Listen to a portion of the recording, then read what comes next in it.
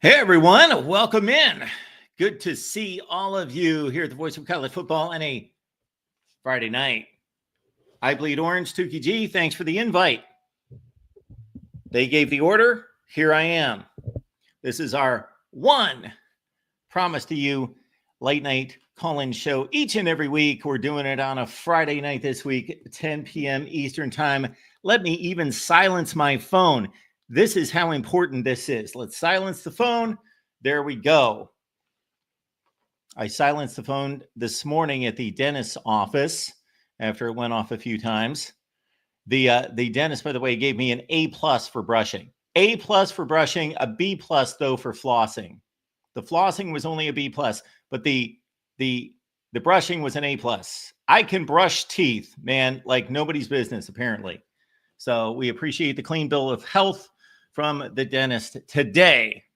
Welcome into the Voice of College Football. This is the College Football Show coming your way each and every Monday, Tuesday, Wednesday, Thursday, and Friday at 4 p.m. Eastern Time, except when we go late night as we are today. Therefore, we did not do an afternoon show, but here we are. So hello to all of you.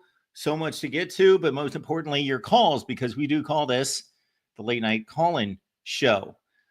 We're here late night, depending on your definition, 7 p.m. Eastern or 7 p.m. local time on the West Coast. Not necessarily late night for you, but late night. But the call-in show has to take part only because of you. So you're the other end of that in regards to the late night call-in show. So the link's in the channel chat, and then the link is also on X. So we posted the link on X. We got it in the chat as well. Let's see who we are spending Friday night with tonight. 79 Jed Buck. Go Buckeyes. Good to see you. Tukey G. Here we go. Karen is here. That's always night. Date canceled last minute. So you all are my date now. What? What? Huh?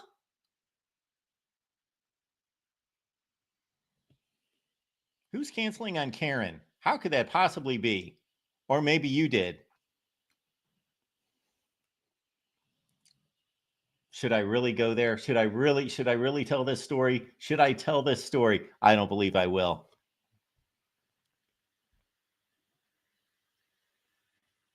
I've got a similar story, possibly a similar story from not that long ago at all. But there was a little FaceTime involved, and then there was a little canceling of the date. All right, Tukey G says, all right, but I would have to bring my wife and kids along. Hey, date can connotate anything. We can go to all sorts of different places there. Just don't tell me about it.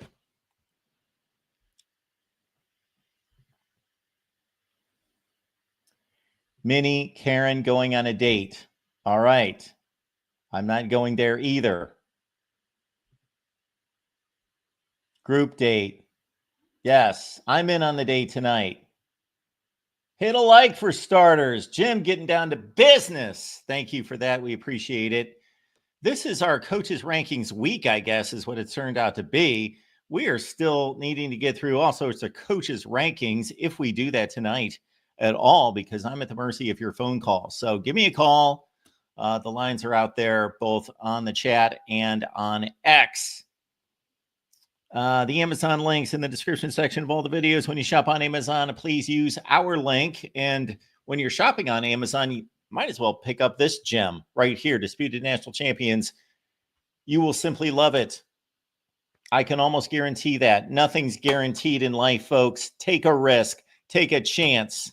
All right, Disputed National Champions, the 1990s historical reset of college football. All right. We are going to go through our coaches' rankings. Absolutely, we will. And of course, since we do give you the selection of the late night call-in show each and every week, it went Tukey G the first week, and then I forget who selected a Wednesday for the next week. Then we went back with Tukey G, and then I Bleed Orange chimed in with a 10 p.m. Eastern time for a Friday night. So next week, here we go. Here's the criteria. Just a few minutes ago, I heard my favorite Rolling Stones song. If you can name it, the first person that names my favorite Rolling Stones song, you can select our day and time for our late night call-in show next week. How about that? What an honor. Trojan Fight. I had a girl I drove for an hour tell me her parents decided she couldn't go out. We never talked again after that, so I think she decided this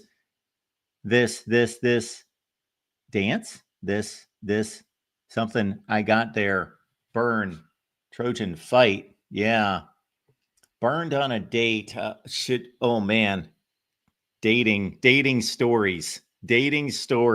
Oh man. No. Don't do it, Mark. Don't start. Don't do it.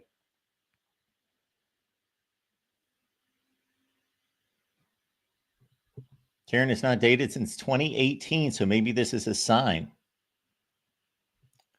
Adam, bringing us back to college football. Drew Aller is done. I don't know what you've got against Drew Aller. He seems like an outstanding young man. He's a fine quarterback. He might be the best quarterback in college football this year. He made a mistake. He made a big mistake at the end of one playoff game. Let's not go crazy. I did post a Penn State 2025 preview, which I spoke to Drew Aller in particular. I had harsh words, or I had an encouraging exhortation, let's say, for Drew Aller and James Franklin in my Penn State video. Tukey G, way to spin it there. I am your 5-star brushing recruit. Yes, I can brush teeth like nobody, apparently. Like nobody. 8+ for the brushing. So we'll be back in 6 months to get the next round.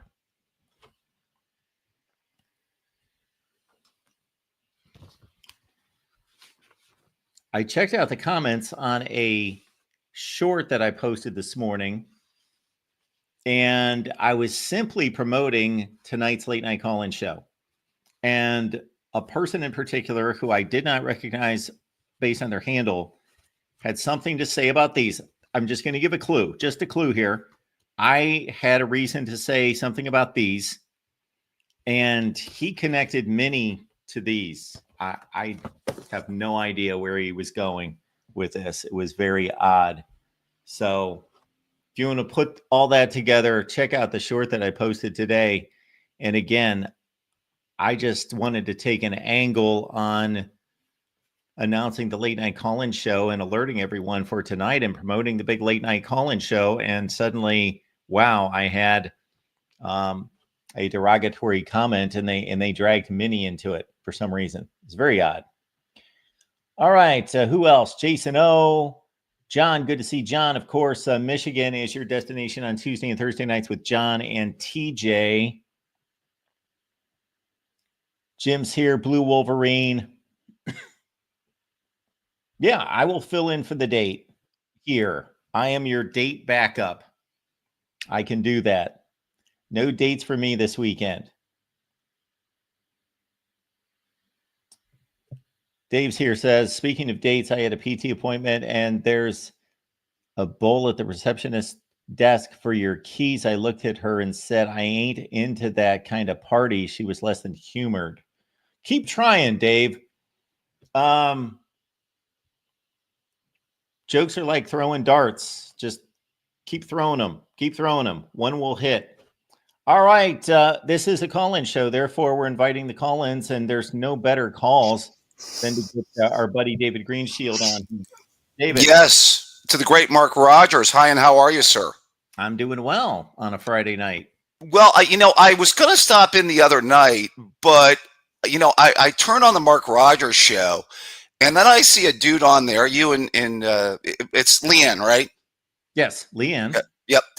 And I see a dude with his shirt off that's calling into Mark Rogers. And, I know you don't cater to the deranged often, Mark, but it's a high-class show. Yeah, I know. I thought maybe you put up the sign that they do outside of stores. No shirt, no shoes. We're getting desperate these days, Dave. Yeah, I understand. Well, I mean, try to be classy, man. I mean, you got a female there. You want to be a little bit. I mean, stay classy, San Diego. Well, I he mean, seriously. basically, it was kind of an upper shoulder Yeah, look. He he didn't might give us anything else. he might have needed to ease up on the double stuffed Oreos a little bit. So I don't know. Could be.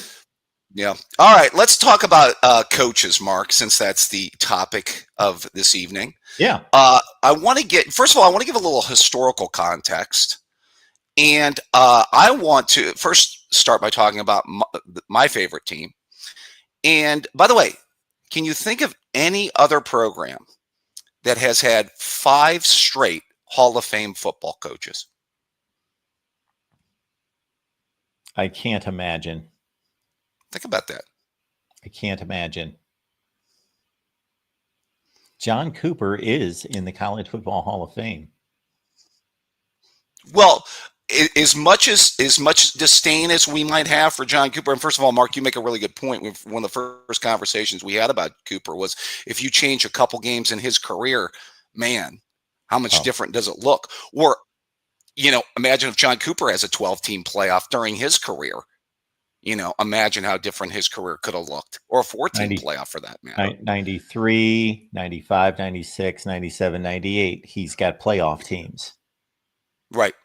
Yeah. The best run of Cooper football, I always said, 93 to 98. 94. 94 was close. Yeah. Yeah. Yeah, they were borderline.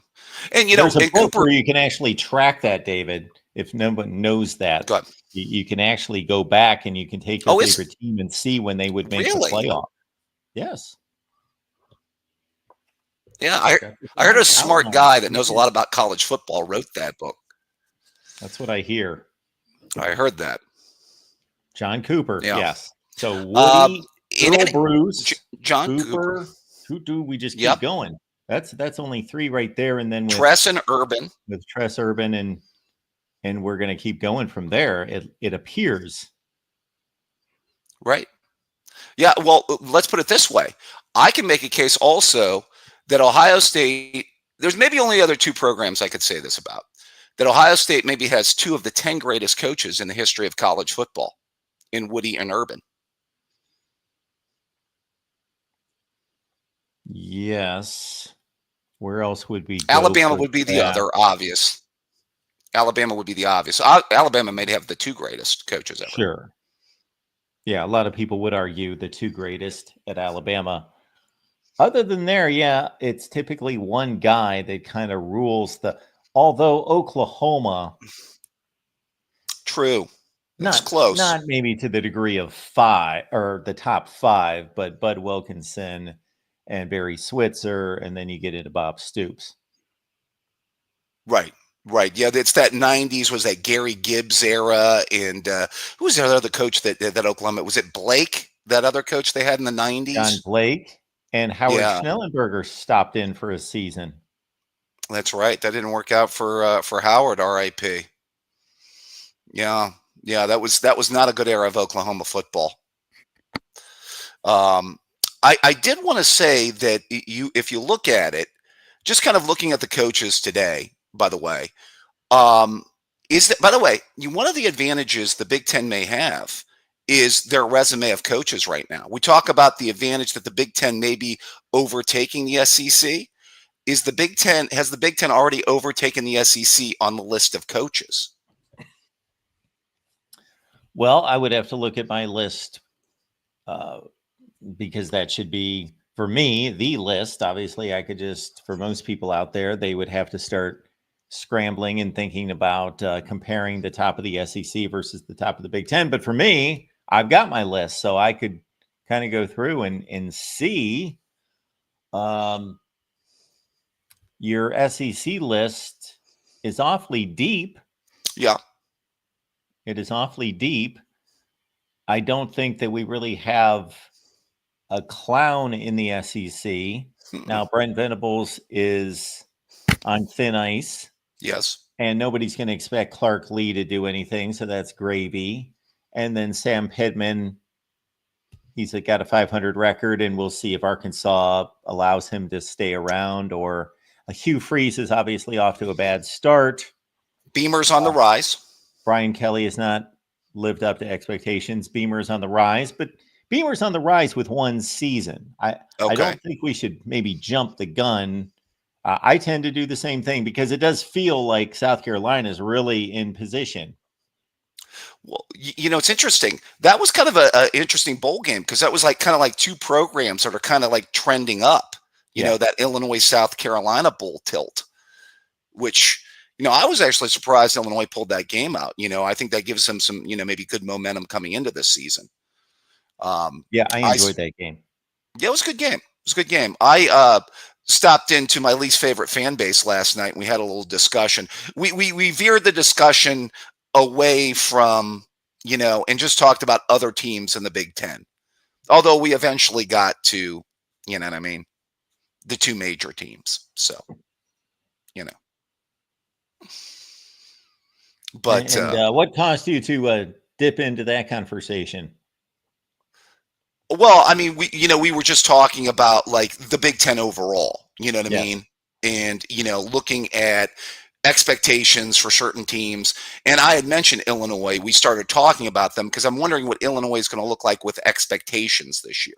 Because I think there's a chance, and I may have mentioned this to you before, they come in preseason top 20, maybe top 15, don't you think, Mark?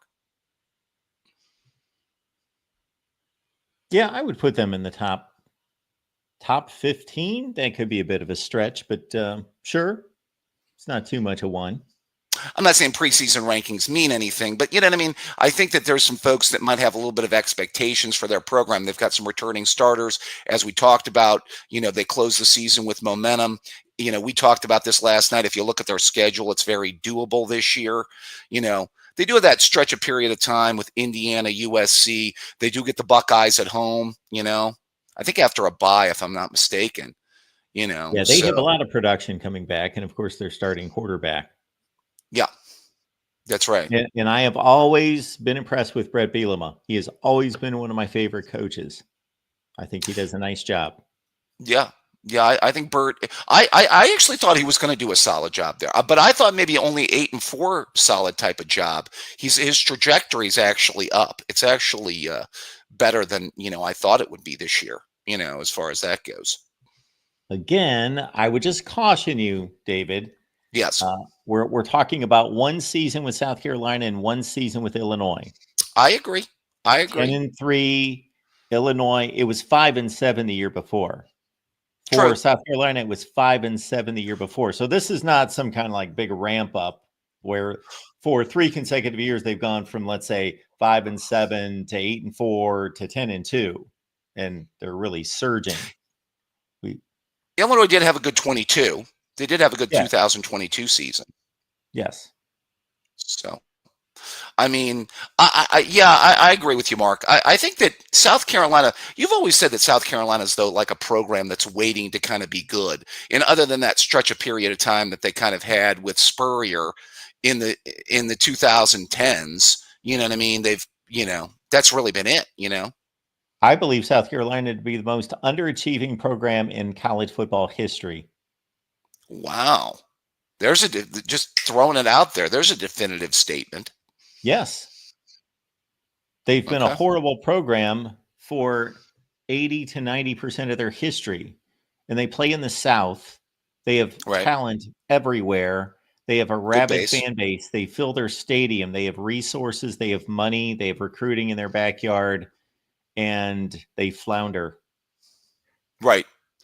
Other than that stretch of period of time, maybe with Spurrier in that 2010s, didn't they? What do you have, 3 10-win seasons, I think, in about a 4-year stretch? 3 straight 11-2 seasons. Okay, that's right. Right. Okay. Yeah. Well, everyone. I'm not saying that they've failed every year in the history of the program. Right. Of course, they've had highlights, but they've been very few. Yeah, no. I was just saying that that's the only kind of good period of time of football that I can really remember with South Carolina football. The Holtz era was, well, Although, as an Ohio State fan, I unfortunately remember the Holtz era. By the way, he put John Cooper out of his misery. Then But they won the next year. right, yeah, Tressel's first year, yeah. Ohio State made that great comeback from 28-0 down to tie it at 28, and then Steve Belisari did what Steve Belisari does, and he threw a pick that cost them the game. By the way, people talk about one of the worst quarterbacks in the history of Ohio State. There's a bad quarterback. Yeah, he was. He played for some teams that were awfully close to winning a Big Ten championship. The one in 2000 that, of course, lost to Purdue. Breeze got him, yeah. And the last bad Ohio State quarterback, not that he was a starter, but he did start a game, would be our buddy. I'm losing his name. Joe Bauer. Bowserman. The debacle of 2011. Yep. Yeah. Yep. Yeah. They scored a touchdown against Michigan State with about 30 seconds left in the game, or they would have been shut out. Right. Yeah. I thought Braxton started that game, though, or came in at a certain point in that football game, if I'm not mistaken, Mark. Yeah, but I'm just saying Bowserman did start at least one game. Oh, he started a few. I think he started the Nebraska game, the Miami game. There was a few starts in there. I think he may have started the Akron game that year too. Let's not forget the Akron game. Yeah, Fear the Real. Yeah, I hear you. That was rough early on.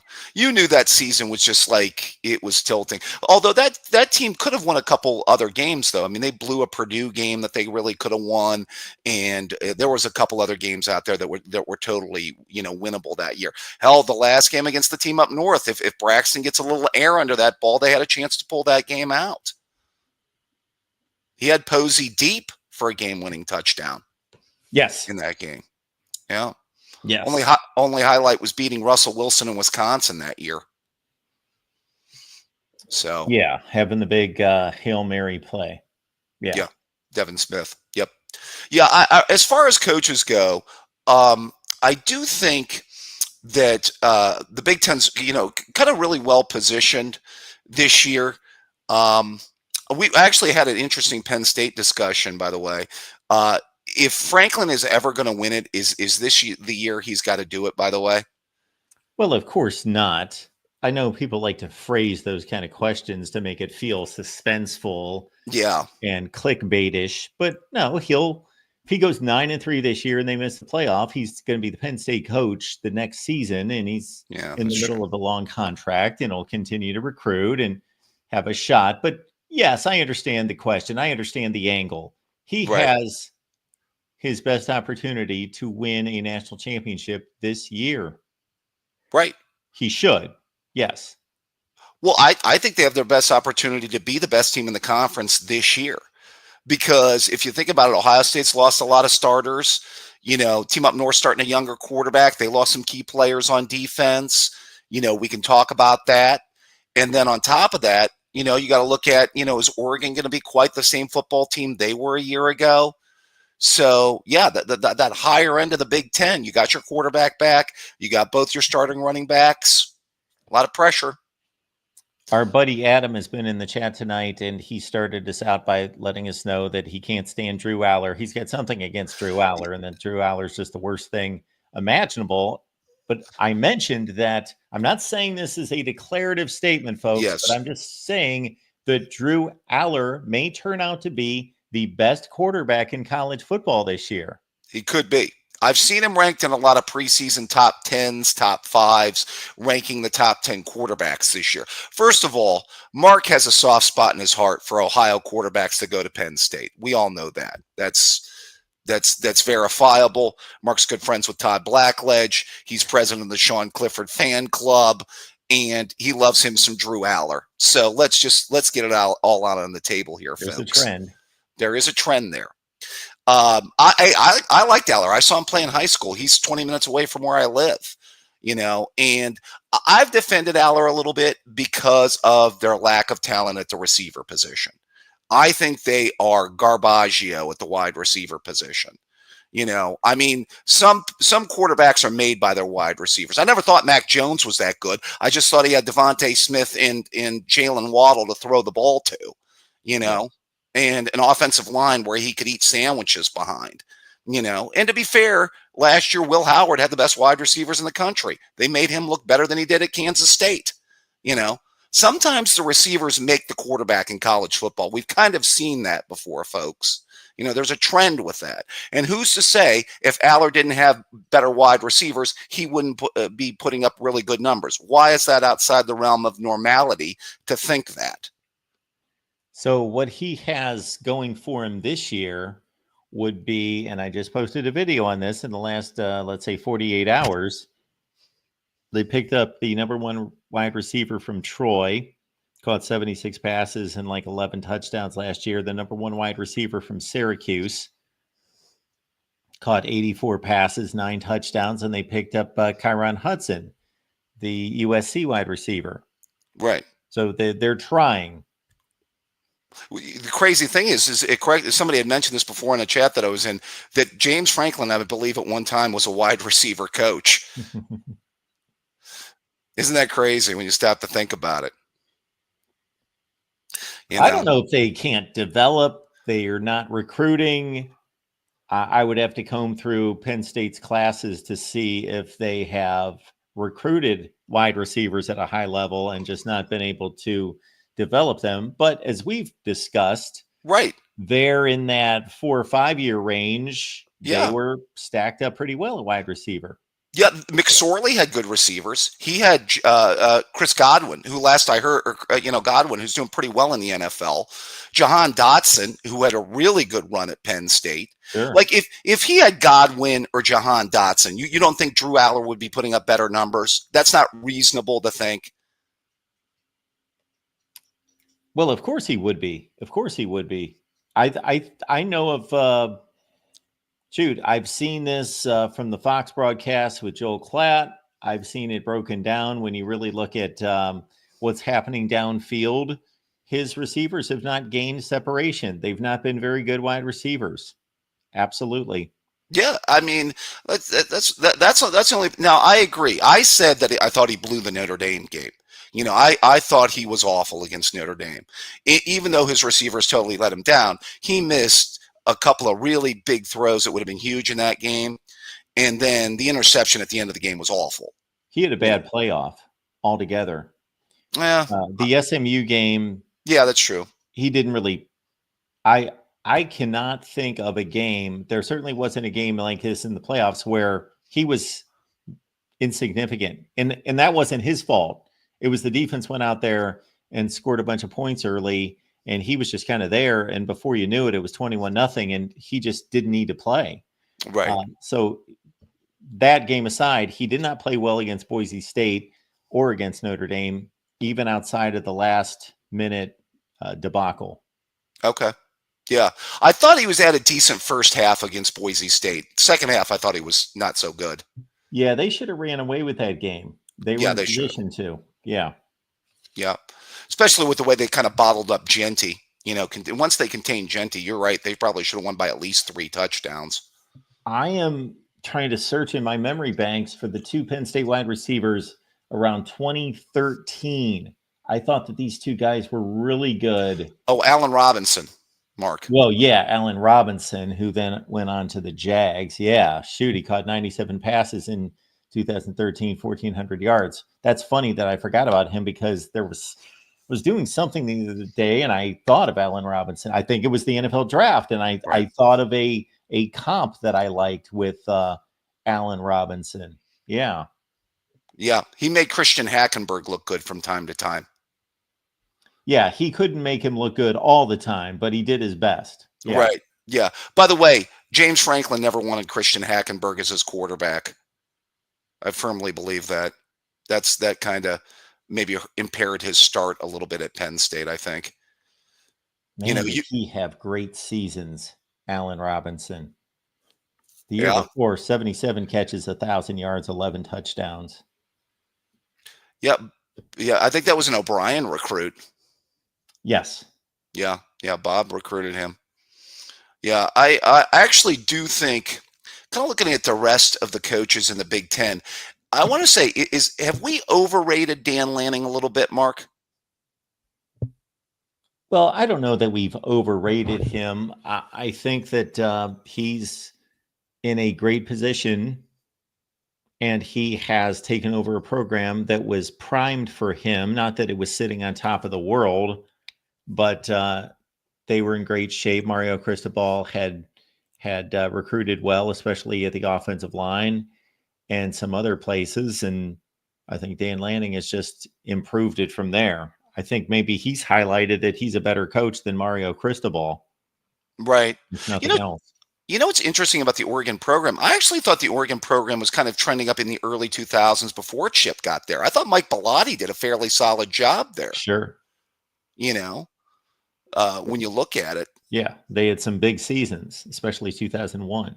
Yeah, debatable. They should have gotten thumped by Miami instead of Nebraska that year. That Joey Harrington team probably should have been the team. They might have put up a slightly better fight, but they probably would have lost by 2 or 3 touchdowns to that Miami team for sure. Yeah, I don't think there's any question, and maybe we'll direct this towards certain people in the chat, that Oregon would have played a better game against Miami than Nebraska did. Yes, in that Rose Bowl. It was Yeah, one of the big yawners of a national championship game right there. Yeah, that's for sure. They kind of, especially after Nebraska got taken to the woodshed by Colorado. Yes, that was a fraudulent national championship game. Right. Yeah, I was wondering. A lot of people were on Lanning, but I think Lanning's inherited a really good situation there. He's got the infusion of Phil Knight money. Not to say that Lanning's a bad coach. I actually think he can be a solid program builder, but it's going to be interesting to see how that program trends over the course of the next couple years. I think that they've got everything right in position to continue to win big. I think that they've got everything rolling. They've got high school recruiting. They're going to get really good players in the transfer portal. They went and got top receivers out of the transfer portal that helped them this last couple of years, and defensive linemen when they needed them, like a Jordan Birch from Nebraska and Derek Harmon from Michigan State. Yeah. And of course, the quarterback position. Now it all rests obviously on the Dante Moore choice to stay with a young guy. And yeah, it's kind of interesting that we've got a number of major players in college football this year that will be relying on quarterbacks that are unproven, like Ohio State, Alabama, Notre Dame, Oregon, in particular. Here's the one for you, Mark. I have not seen. Where are you at on your rankings, by the way? Have you gotten to like top 10 yet? No, we're lagging. We were talking about all sorts of things the last couple of days, so we're like 40. Okay. Pardon me. I didn't get a chance to see where you left off on the list. But I'd be real interested to see where you have Marcus Freeman placed, especially after last year. And I like Marcus. I do think Notre Dame should feel better about where their program is positioned, especially after this year. They should definitely feel better that they've upgraded a coach from Marcus Freeman from Brian Kelly to Marcus Freeman. Is that a fair statement, or is that still too early to say, Mark?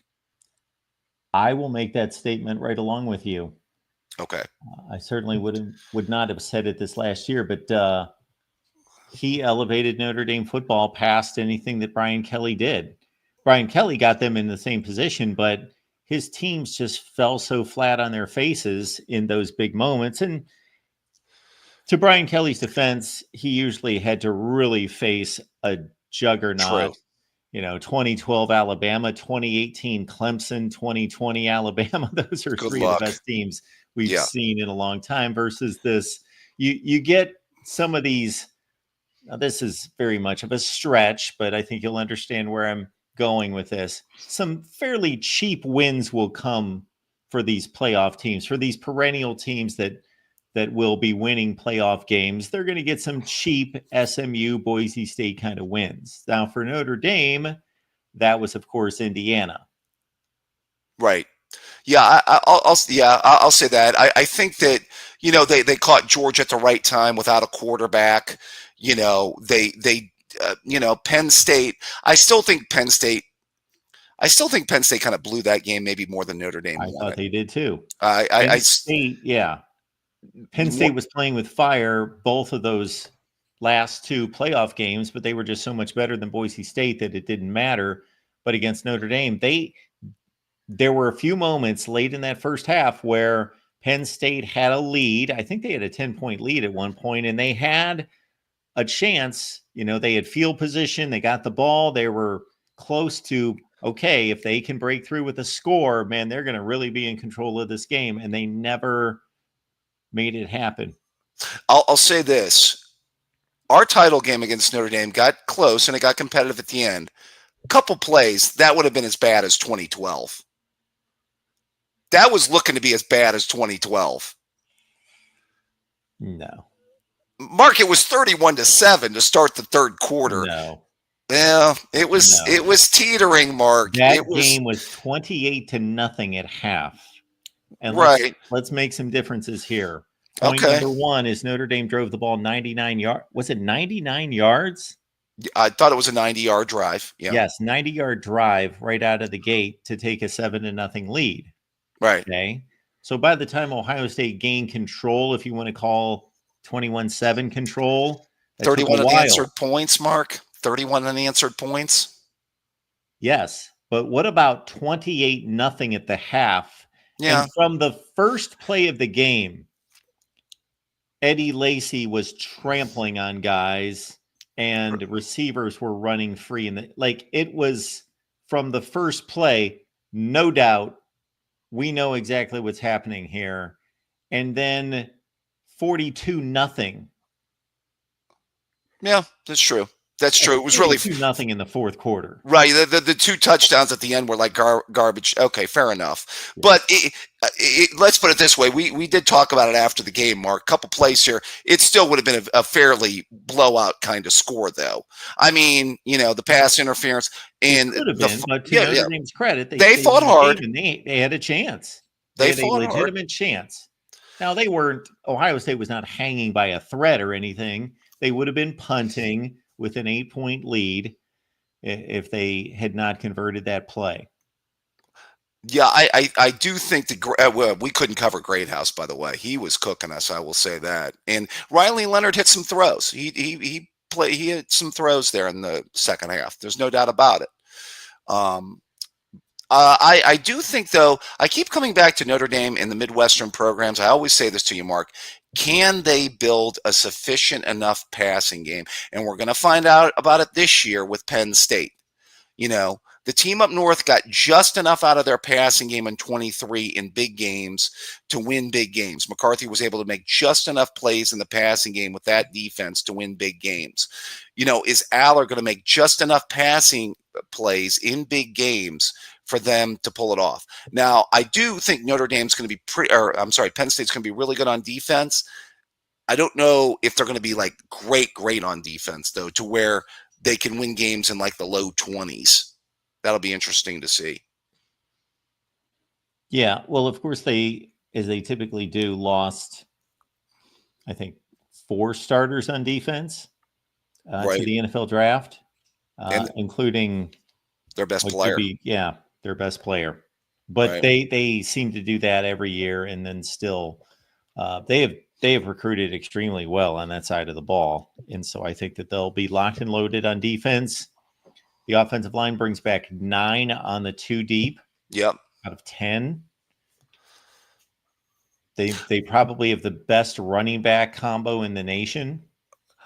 I agree wholeheartedly. By the way, I want to ask you one other, Coach Mark. Where would you have Sark ranked? Well, top 5? Well, I'm not going to give that away. That's why we're doing this show. Yeah, I know. Well, I thought you were further along in the list, Mark. I'm not a big Sark. Let me put it this way. Okay. I don't know why Mike Loxley got the Maryland job. I don't know why Steve Sarkisian was hired at Texas. Now, that has nothing to do with what he's doing with the job. I'm just saying, why did he get the job? He was a failure at USC. He was a failure at Washington. He had 2 he had one top 5 type job and he had a top 15 type job, and he failed at both of them. Now he's succeeding now. So he has climbed up my rankings very quickly because I think that there are a few out there that are better. But the issue with ranking these coaches is obviously the disparity in resources is just enormous. Well, I mean, Texas should be good. We've always everybody always says Texas should be good with the money, with the recruiting base, with everything Texas has going for them. Now, I think our old buddy Tom Herman did underachieve a little bit. I think he was a little bit hurt by the COVID year, though, Mark. I do think he was a little bit hurt by that COVID year, which kind of got disjointed. They had a couple of bad losses. Remember that Iowa State game, I think, at the end really hurt him. But, early on, I thought Herman had that program trending in the right direction, especially after they won that Sugar Bowl over Georgia. Yeah, I made a bad call on Tom Herman as well. I thought Tom Herman was a great hire. Yeah. I liked him. Now, apparently, from a couple thousand miles away, it's different than actually being on campus, because apparently the guy's difficult to get along with. But just watching him operate a football program and a football team on Saturday, I liked him. I thought he was doing a decent job. And like you say, his last season, he got fired and they had a big turnover in the last minute of the game that lost a game against Iowa State. Yeah. And they would have been in the Big 12 championship game his final season. Then he gets fired, even though they win a bowl game. He gets let go. Right. I thought that was debatable at the time. 19, yeah. I mean, they ran into the freight train that was Burrow and LSU in that shootout. And they had 2 tough losses to playoff teams because they lost to Oklahoma that year and Hurts in Red River. And then they ran into Burrow at the start of the season in that shootout game. Yeah, that was a great game. In Austin. Yeah. The game that showed us how good Burrow and that offense was going to be. Their kind of coming out party that year. Yeah, that was not a slam dunk of a dismissal. He definitely needs to go. That was not a Scott Frost type of situation where, okay, enough's enough. No, this guy's winning close to 70% of his games. And it's just funny that 2 years removed from a Big 12 championship game and a Sugar Bowl win over what was one of the 2 or 3 best programs in the country. Yeah. And he's shown the door. And the next 2 years after that they were 8-5 and whatever the COVID year, 7-3. So they weren't awful, but it's turned out. It's almost like, well, this is a stretch, but Mark Richt obviously had a much better career than Tom Herman. But of course, Georgia deciding, okay, we can do better, even though Mark Richt is really good at what he does, and he's probably one of the 10 best in the country. We can do better, get rid of him, and it paid off, and it paid off for Texas. Well, Sark did go to the Saban rehabilitation program. He did. He did run that all-time offense in 20, so he kind of, rehabilitated himself, first couple of years, whatever. Last 2 years, Final Four team, Mark. This year, I want to say I already tilted my hand on the other podcast, Mark, my early national champion pick. Texas. I'm going there, Mark.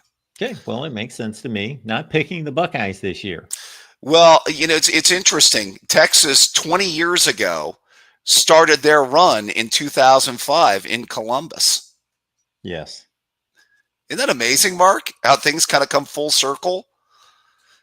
Well, they haven't come full circle. Well, I know. It could come full. It could come full circle. Correct. Yeah, it could come full circle this year. Who did you have Ohio State winning the national championship against? Do you recall this past last year? Yeah, I had him winning a rematch against Georgia.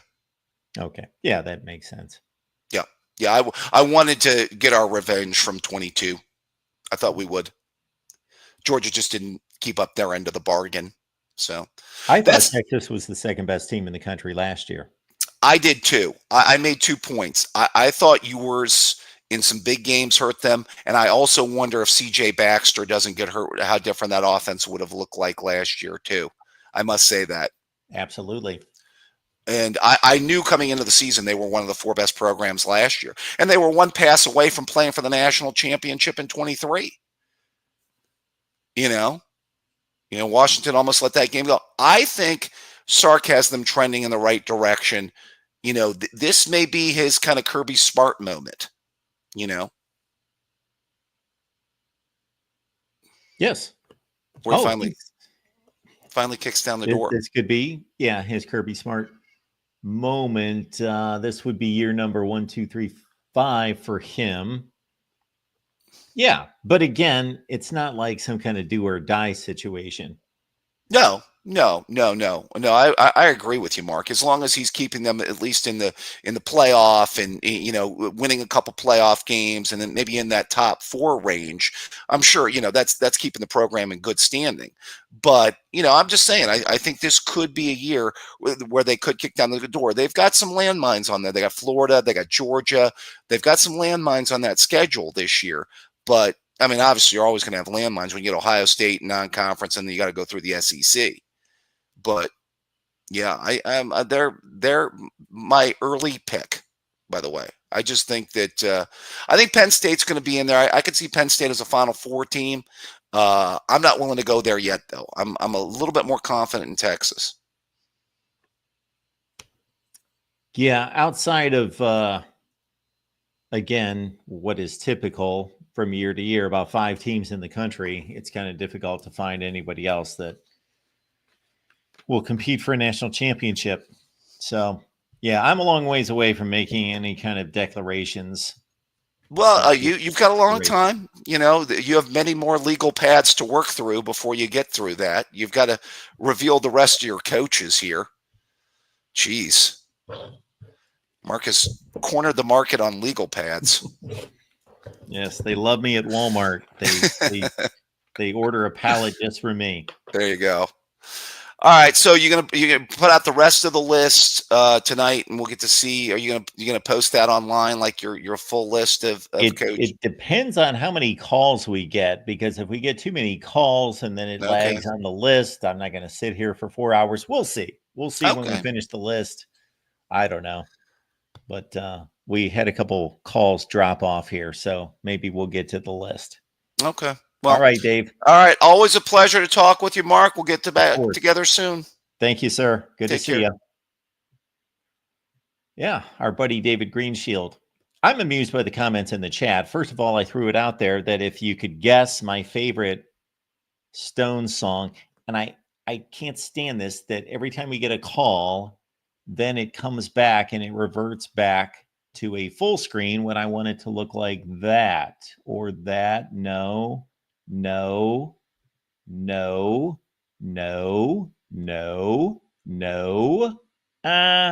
That I am somewhat better with than that. What's the problem here? What happened to our other selection? Okay, we're going to go with that.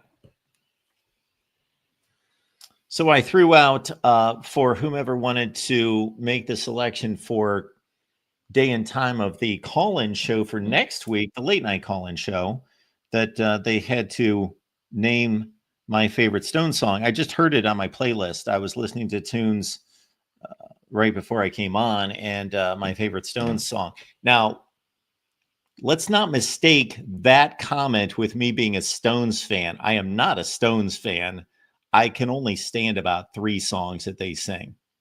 And I had, within my little circle of friends, a famous argument with one of my friends a long, long time ago. I think we were sitting at a who knows what establishment. And he's basically just throwing the Stones tunes at me. This is a great one. This is a great one. And I was just having fun, just shooting him down, going, yeah, that sucks. Yeah, that sucks. Yeah, that sucks. But nobody has named the best Stones tune. Nobody has done it. Although Start Me Up, I was a huge fan of that song at one point. Now I can take it or leave it, but I got to say it was a favorite at one point. But not the best Stones song. No. Look at this caller coming in here. Minnie, how you doing tonight? I'm good. How are you? I'm doing just fine. So I had to call in because my name was mentioned. And I'm like, what is going on here? I only mentioned your name because somebody else mentioned your name Right. in a comment. And I feel like I needed to clear that up. I don't even know what it means. Okay, let me explain. It's a friend of mine who knows I'm an interior designer and knows that I've tried to give you some design pointers on your background. So that's what that means. Does that make sense? I'm gonna have to go back and read the comment. So the because I don't comment even know what says, we'll see. Many manifested those for you. Now get them framed. The awards. And up on your love me wall behind you in the studio. We won't be able to read them anyway, so maybe frame a few more. Okay. That's what that was. All right, I get it now, but I laid these awards. I don't know that you really call them awards, but anyway, they're sheets of paper. I laid them over here. Why did I bring this up? Oh, because I could not make the connection between me holding these up and then announcing our late night call-in show tonight with you. I know. I just Well, found now you get very, it. very odd. And then you manifesting these. Well, you actually won them. I know that. And he knows that because when you came on to promote your book, you told me all about this. How you won like AP what was it? I was bragging. You could say it. You were not. You were not. I asked you. AP Sportscaster of the Year in Mississippi 3 times. The year, you guys. And this is like when he's in his 20s. Yeah, I better not have been much older than that. No, I was in my 20s. Yes. I think that's a huge deal. You should frame them. Put them behind you. Pitt's right. I've kept them in a folder in a filing cabinet, and I was looking for like banking stuff, and I came across them, and I thought, you know what? I was going to shoot a short about tonight's call-in show. I'll just work this into it. I think they're cool. So yeah, that's all I wanted to say. That's it? I mean, basically, I love everyone talking Husker, or not Husker sports necessarily, but when you guys do talk about Nebraska, I mean, keep in mind, there's Nebraska fans in the chat. Every time you say, yeah, Nebraska really tanked that one, it's like, oh, it's just like kills me a little bit more. I die a little more. I have a reputation as a nice guy, and I am a nice guy. There is no question about that. But there's a little mean-spiritedness in me, just a touch. So I like to throw out a zinger, and Nebraska is an easy target. It is. And I can't wait for it not to be. It's going to happen. It's just. I agree. You have Matt Rule as one of the coaches on your thumbnail tonight. So I'm excited to hear what you have to say about him. If we get to it. At this pace, we probably won't. I know. Well, it's a teaser. Tune in next week for more Nebraska talk. Our 7th edition of Coaches Rankings. Yeah.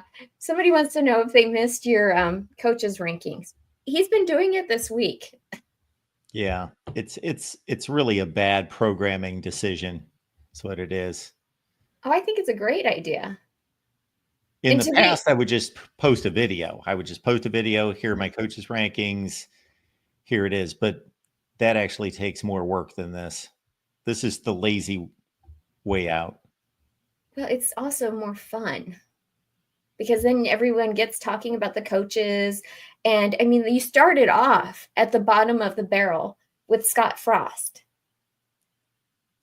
And again, I did not intend on putting him last. This was not, I didn't go into it thinking, oh, well, I can't wait to put Scott Frost number 70.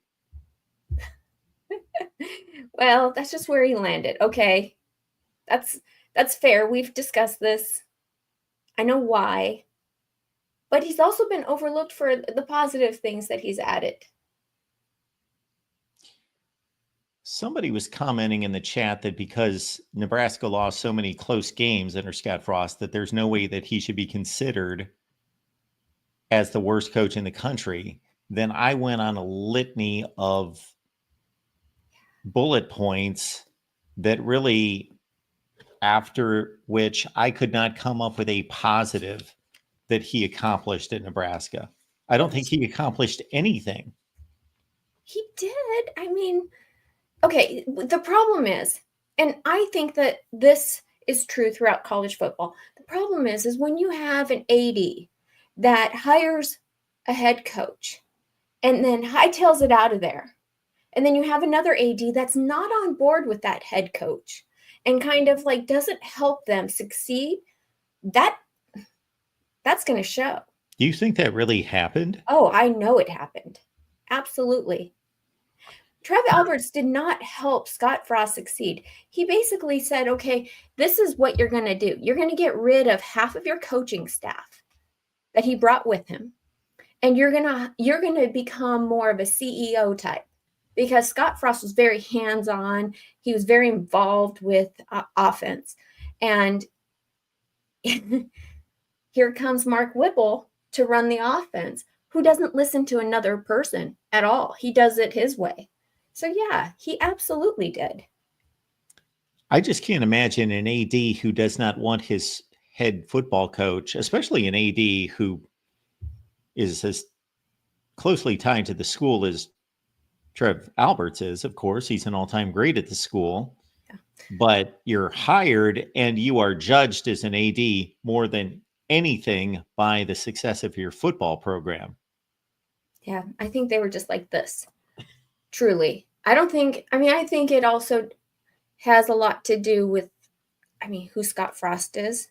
I don't think he's necessarily the easiest to work with, but in Nebraska, most people refer to Trev Alberts as Trader Trev.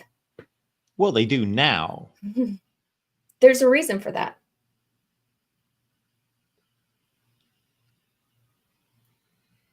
I don't see Texas A&M as being a better program in football or in sports than Nebraska. So to me, it was a bit odd that he would take off from his alma mater to take over Texas A&M. But do we know what the salary difference is? Could it be that much difference, really? We have money in Nebraska. It's just, I don't know. I honestly don't know.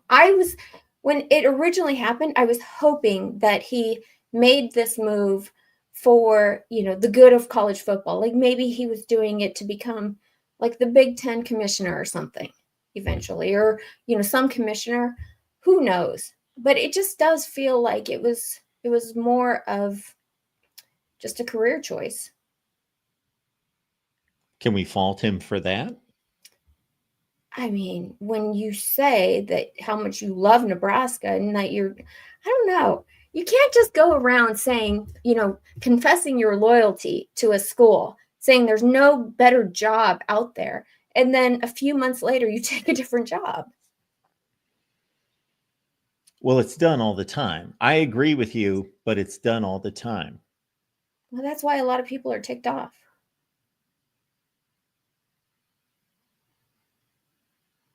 Has the 1984 t-shirt been retired for good? No, it's just dirty. Okay. I'm going to wear it again.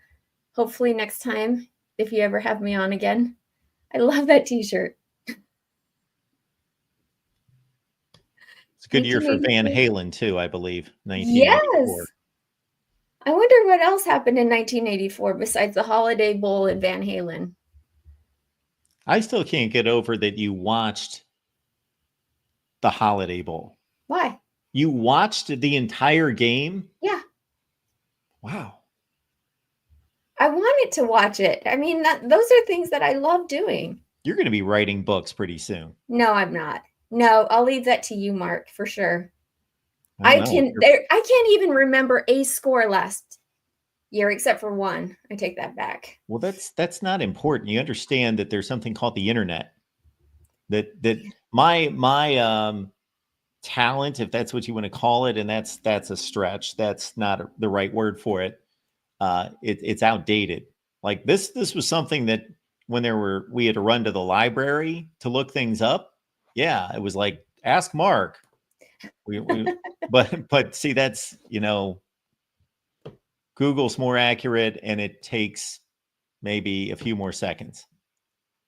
Like It's, I sometimes forget and I get the 3 and the 8 confused. And you know what though? I do remember saying, okay, you asked a question, and I quickly went to the internet to ask the question, and I came back on your show and I was in chat and I said, AI or the internet says this. And you're like, I don't think the internet's right. You know how they do the AI synopsis at the top, the summary. So you go in and you're like, nope, they're wrong. And you proved them wrong, Mark. yes, that was, I believe, when we were talking about coaches that, like Scott Frost, who are coming back to a team that they had coached previously. And my point was, and I verified this on Wikipedia, or I just found a list somewhere. But anyway, I thought of every college coach who has ever had 2 tenures at a school, and I could not think of one who had a better second tenure than first tenure. That's right. And then I actually went and made sure that I didn't miss anyone, which I didn't. And then, yes, somebody served up Bill Snyder at Kansas State, and that's not correct. This is what I'm talking about. You remember things like, I can't even remember what the question was. And I looked it up. That's incredible. That is a great memory. Whatever you're doing, you should just like leave your brain to science when you're done with it. Because this is like, everyone wants that. That kind of knowledge that you can retain is incredible. I can't do that. Well, I think if my brain is going to be left to science, it's going to be for probably other reasons that are less flattering. Well, Troy V says that you're an emotional rescue type of guy. That's how he deemed me here. Troy has some interesting comments. I would like Troy to call sometime because he's been watching for quite some time, and he makes some very interesting comments. Again, once we got on we can blame Karen because Karen started us on the dating narrative. Boy, I came dangerously close from throwing out some zingers about dates and dating history and all that. But no. This brings to mind another. You know, people want to hear that you've had it worse than they do. This brings to mind something that hits home very close. And ironically, even today, because I'll let this little bit out. What? I went and had a ring appraised today. Okay. An engagement ring that I've had forever because it didn't work out. And I've just had this laying around the house forever and thought, I got to get rid of this thing. So I went and had it appraised today. And that reminds me of the good decision that I made like 7 years ago. Yes. There's no rush. You should never get rushed into those types of commitments because they last. They're harder to get out of than get into. That's the last I'll say about any of my dating history. Yes. Oh, come on. I dodged a bullet about 7 years ago. Then I dodged one about Tell 3 us years about later. the time you were stood up. That's more fun. I saw somebody mention everybody being stood up. I've never been stood up. What? Oh, I thought you said you were. No. Huh. Somebody mentioned that they were stood up. I don't remember being stood up. Karen. And then Tukey G said he was in college. And then I think Trojan chimed in and said he had been stood up once before. Somebody else dropped a line that made me think of this situation. Met a woman online, had a few phone conversations, was going to meet her at a particular place. This is like 2000, I don't know, 8 or 9, something like that. So no GPS. Couldn't find the place. So I was going somewhere I was unaware of. And so we meet at a gas station because she's going to take me like the final mile or two and I'm going to follow her. Okay. I get out of the car. I go up to her window and I immediately think, I'm not going out with this woman. Are you kidding me? Like, she did not look like her pictures. She did Oh, it's not look one like of her pictures. those. And I thought, I'm not hanging out with this woman tonight. What am I going to do? What did you do? So she said, we said, hi, nice to meet you. Of course, I didn't say anything or let on in any way that there was an issue. And she said, okay, yeah, it's kind of hard to find. Just, hey, great to see you. Follow me and we'll be there in like 5 or 6 minutes. So I'm following her and I'm thinking, the devil on my shoulder is telling me, just take off, just take off. The angel on my shoulder is telling me, do the right thing, but also be wise. And you don't need to waste 3 hours of your time going out with this woman because she is not who you thought she was going to be. So it gave me about 5 or 6 minutes to figure out my strategy, which was just to be the direct, honest soul that I am. And I just got out of my car and we were walking up to the restaurant and I said, whatever her name was, I don't remember.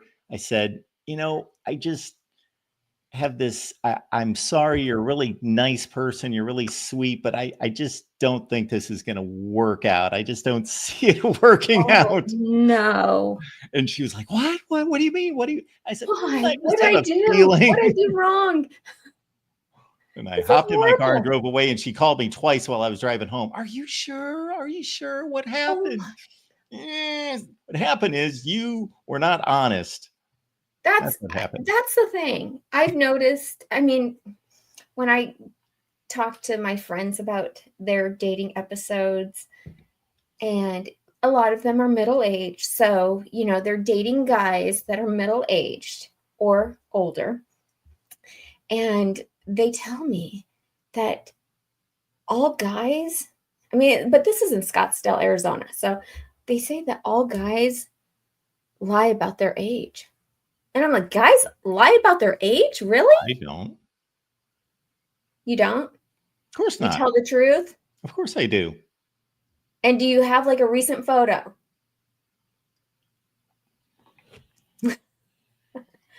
If I told you what I am told every time I go on a date, I would sound like I was bragging about the photo versus me showing up.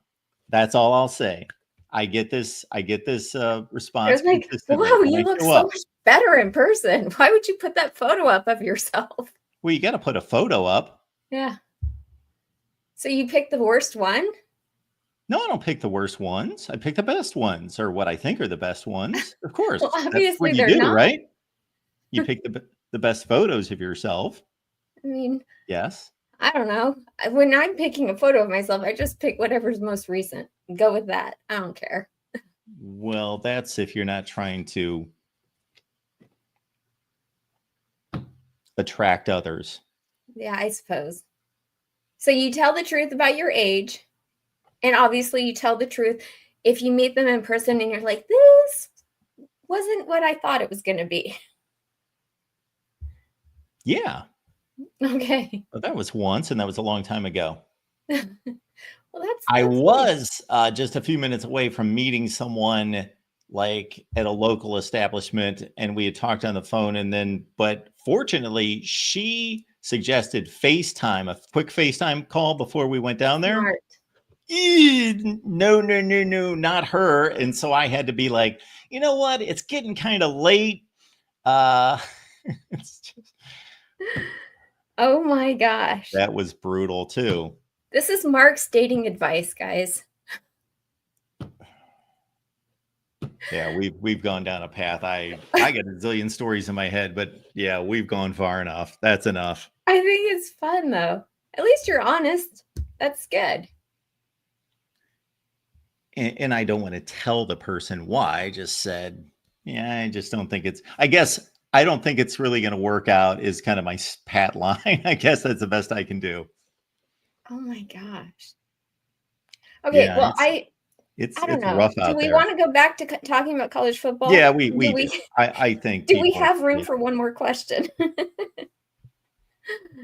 No, yes, I can't imagine that people care to hear any more of this. That's fun. Okay. Well, What that's is, all what I is I'm sorry to cut you off, no. but I'm seeing this this Stone song Wild Horses. I have no idea what that is. I don't know what song that is. Oh, Do you know that's what song that Tim. is? I know Tim though. Um, A bunch of people have brought up this song.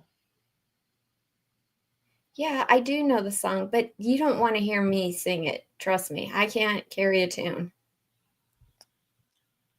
Well, I don't know that. Oh, Painted Black, just I come with a disclaimer. Cannot sing. Jack Flash. Yeah, nobody is I given said my Beast of favorite. Burden. Beast of Burden. No, I don't care for that song. Really? Bells, Bells. Ruby Tuesday? It's not Ruby Tuesday. Adam says, Minnie, your dreamy state and idealism is inspiring. Oh, Idealism. Adam. I'm writing down all your comments to me because I'm just gonna like write them on my mirror in the morning as like positive He's comments got to away say with to words, myself. that Adam. He does. Yeah. Are you gonna tell us what the Stone song was? That would help my dating life, maybe, if I had a way with words. Maybe you should have Anyway. Adam write your profile. Oh man, why did I even Karen, it's all your fault. You started that. Well, that's all I wanted Yes, to my clear favorite up. song. Well, the reason I asked that is I thought that the person that guessed that could then have the honor of selecting our late night call-in show next week, but this is just not going to happen. So Why don't you why don't you it's a very famous song. It is? Yes, it's an extremely famous song, and it is by far my favorite Stone song. Oh, okay. Somebody nailed it. Somebody got it. It's our buddy Gregory. Time is on my side. Best Stones song. Okay. Love that song. Thank goodness. I mean, that would drive me up I wouldn't be able to sleep tonight if I didn't know. Yeah, sure. Gregory, that means that you, if you so choose, you have the privilege of naming our day and time for our late night call-in show next week. Unless I've got a date. I know. Maybe you could bring your date on this show and we could vet her for you. Good Lord. That would be a lot of fun. How about we could set you up? No, I don't trust this bunch. I love you all, but I don't trust you. I'm very picky. Very picky. I go on a lot of first dates, and then it's all right. Well, I just wanted to clear that up so there wasn't any misconceptions about what that meant. I felt bad. All right. I'm glad you figured it out because I had no clue of you what have to know the person. About. That's all. All right. Yeah. A Husker faithful. Yes. All right. He was speaking Nebraskan. Sort of. I can't relate to that. All right. Thanks for dropping by, Minnie. Thank you. Have a good night. You too. Bye. All right. DeReal MVP stopping by. How about this? DeReal, what's going on? I think I can speak for everyone, Mark, in saying we need George. Somebody out there send a smoke signal to Portland, Oregon, and get him on here. We all need his life advice after that amazing call we just had. Mark, I don't understand why somebody in this day and age would defend Scott Frost. He's a complete loser of a coach. I hate to say it that way, but He's awful. If there's a man who can grab defeat from the jaws of victory, Scott Frost is like your number one overall pick, man. I mean, in order to lose to Northwestern that went 1-11, you know how talented you have to be in order to lose to that team? It's like you almost intentionally have to try to lose to that team. Yeah. Well, what you end up doing is you do things like when your team is dominating the game, has control of the game, and you just scored a touchdown, you kick an onside kick and hand them the ball to give them the momentum to come back and win the game. Yes. I don't know if you were around for this, but when we started our coaches rankings a few nights ago, I ranked Scott Frost as the worst coach in college football. Yeah, I saw that, and I mean, I don't understand why people get upset about that because, I mean, he was at a decent program and he would just lose all the time. He never won.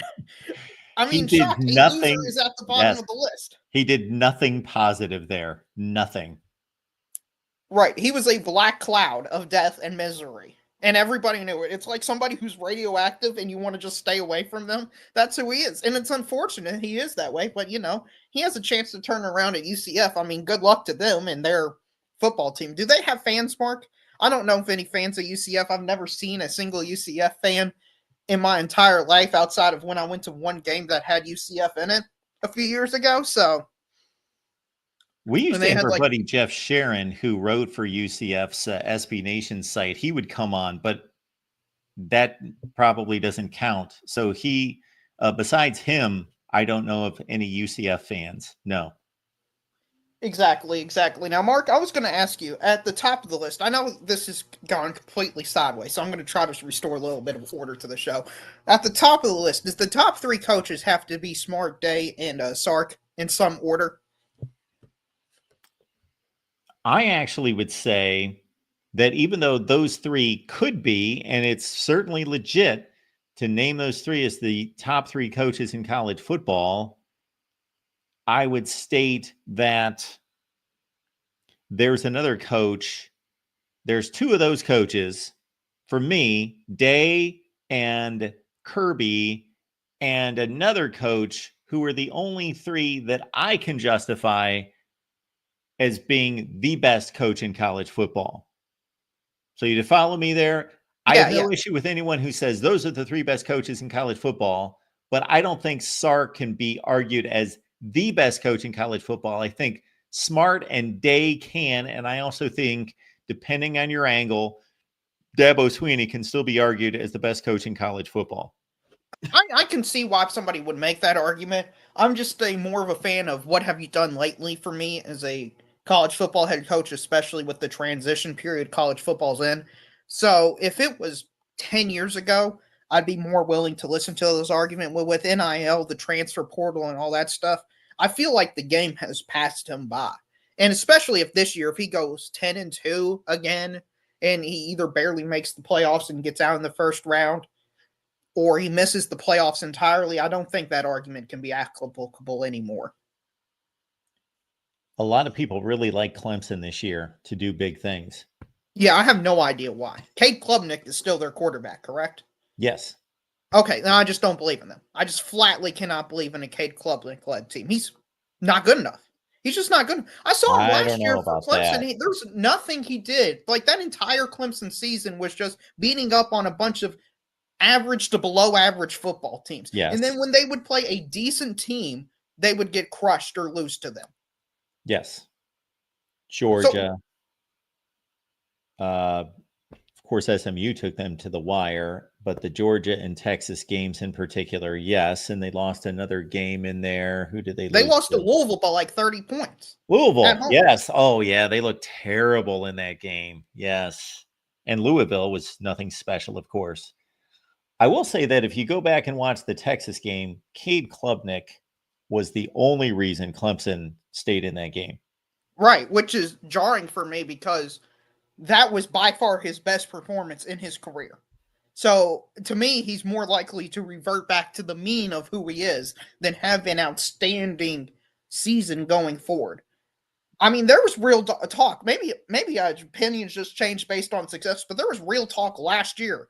Who was a better quarterback between DJ Uiagalelei and Cade Klubnik? Do you remember? Or was it 2 years ago when DJ transferred to Oregon State because people were saying, did Dabo make the wrong move and kicking him out and putting Cade in? Do you remember all that? I remember that, but Cade Klubnik has played 2 full college football seasons since then. And last season, he threw, I believe, 41 touchdowns and 5 picks. He was really good last year. Now, I do agree with you that when Clemson played anyone with a pulse, they got completely outclassed last year. They beat a series. They were another version of Miami. They're the reason why I wanted to see Miami and Cam Ward actually play a good team, not Florida being the best team that they played all year. That I wanted to see them make a playoff and see Cam Ward against a legitimate, great defense, Penn State, Notre Dame, Ohio State, whoever, and Clemson the same thing. But Clemson actually did schedule some teams, and therefore they were exposed. But the thing about the transfer portal, though, with Dabo is no, he has not gone out and gotten anybody of significance in the transfer portal. And the early returns were, okay, his program first plateaued and now it's starting to decline. And obviously he's not up to date with what you need to do, especially being compared to in a particular year to Florida State, right in his same conference. He's being passed by. However, the one thing that's happened here that seems to be interesting is that we're going to see more and more situations like what happened with Nico Iamaleava and Tennessee, and like the previous year, a much lesser known situation with the UNLV quarterback who quit after 4 games. We're going to see those kind of crazy instances unless we get to a bargaining agreement and employee status and contracts and all that. And the thing we can say about Dabo is that his players, while he doesn't go out and upgrade his team, he also doesn't lose anybody. It's amazing. They do not lose anyone either. I understand that, but when you're trying to reach, if you're at the top, then that's fine, but they're not at the top. They're in the 10 to 15 range. So they need to get better. So just staying the same is just not going to be good enough for them. Well, and sometimes also, you can get better from within. That's true. And other teams could get worse, and then some teams will get better. But I just don't believe in this Clemson team, like, at all. I don't understand the hype behind them. I think it's a familiarity bias. I think it's also like a nostalgic bias as well, where people remember the past and how good he was and don't understand we're in this new era as much. I'm looking at the 2025 overall rankings, not the recruiting rankings, the overall rankings. And Clemson's 30th in the country right now in the 2025, according to 24/7 Sports. So I'm sorry. I just don't see where Clemson's just this juggernaut like Ohio State, Georgia, Alabama, Texas, where they just should be assumed, oh, yeah, they're going to make the playoffs. Oh, yeah, they're going to win their conference. Oh, yeah, they're a threat to the national championship. No, they're not like that. They're closer to a Tennessee-level team where they could make the playoffs if things break for them in a certain way. If they were in the SEC or even the Big Ten, I think most people wouldn't even talk about them, to be honest with you. Well, I do agree with that. I just think that the ACC has been so incredibly bad that we've been a bit deceived by Miami in particular. Florida State did go outside the conference and beat a decent LSU team a couple times. But because Clemson had proven it, other versions of Clemson under Dabo have proven to be great, that they also have fooled a lot of people recently because they just look at the record. Okay, they're 10-2, or they're in contention for the ACC, or they won the ACC. Therefore, they're still connected to the great Clemson teams. But man, yeah, the last time Clemson beat a really good team. Like, if they beat this LSU team week 1 of the season, it's their best win since how long ago? Probably since Trevor Lawrence walked off campus. And that's been, what, 5 years ago? 2020. So it's been half a decade? Yeah. I'm sorry. I just don't understand why people are just infatuated with Clemson football like they used to be. I just can't understand it. Well, I think I just explained it. Not that it's legitimate, but basically if you take greatness and then the greatness disappears and you drop a couple levels, but because the schedule serves you well and you can keep some kind of connection, you're no longer a top 3 program. Now you're in that top 10 to 15 range, but your record looks almost as good as it was. That's enough for people to look at the Clemson uniform and see Dabo Swinney on the sideline and see 8-1 next to their their name in early November and think, this is still Clemson. That's fair. That's fair to the casual fans, but I would expect some of us hardcore fans to understand the difference between real and fraudulent teams. But anyway, Mark, I'm going to ask you about this. Dan Lanning, to me, is the most interesting coach to rank because he had an amazing regular season, the best regular season in all of college football. But Yes. almost no one remembers that because they got absolutely trounced by Ohio State. So how do you balance his incredibleness over the last few years, particularly in the regular season, versus his just lack of results in the postseason? Like, they got crushed by Ohio State. They beat a lousy Liberty team in which that game told us nothing. So I honestly don't know where to rank him. He could be anywhere from like 7 to 2, and I wouldn't have any real disagreements. Yeah, so I'll give a little bit of grace considering he played the best team in the country and they were on fire that day, but still they were unprepared, they were outclassed, outcoached. Yes, they were not ready for that game, and that comes a season after they beat everyone on their schedule except for he made some highly questionable calls against Washington in the regular season and lost that game. And then a month later, they go to the Pac-12 championship game and they're not prepared for that game. Now, it turned out to be a close game, a game in which they had a shot to win, but they came out of the gate slow, unprepared, getting out coached and down 21-3 before they blinked. So those are not good indicators of his ability to match not Arizona or Stanford or, whoever else was in the Pac-12 or now Illinois or Michigan State. But when he gets matched up against equal or better talent, that he doesn't have a good record. It's a very limited sample size, but it's not good. He took over a really good program. So it's not like he lifted something on his shoulders and made it great, but he has elevated the program decidedly since Mario Cristobal left.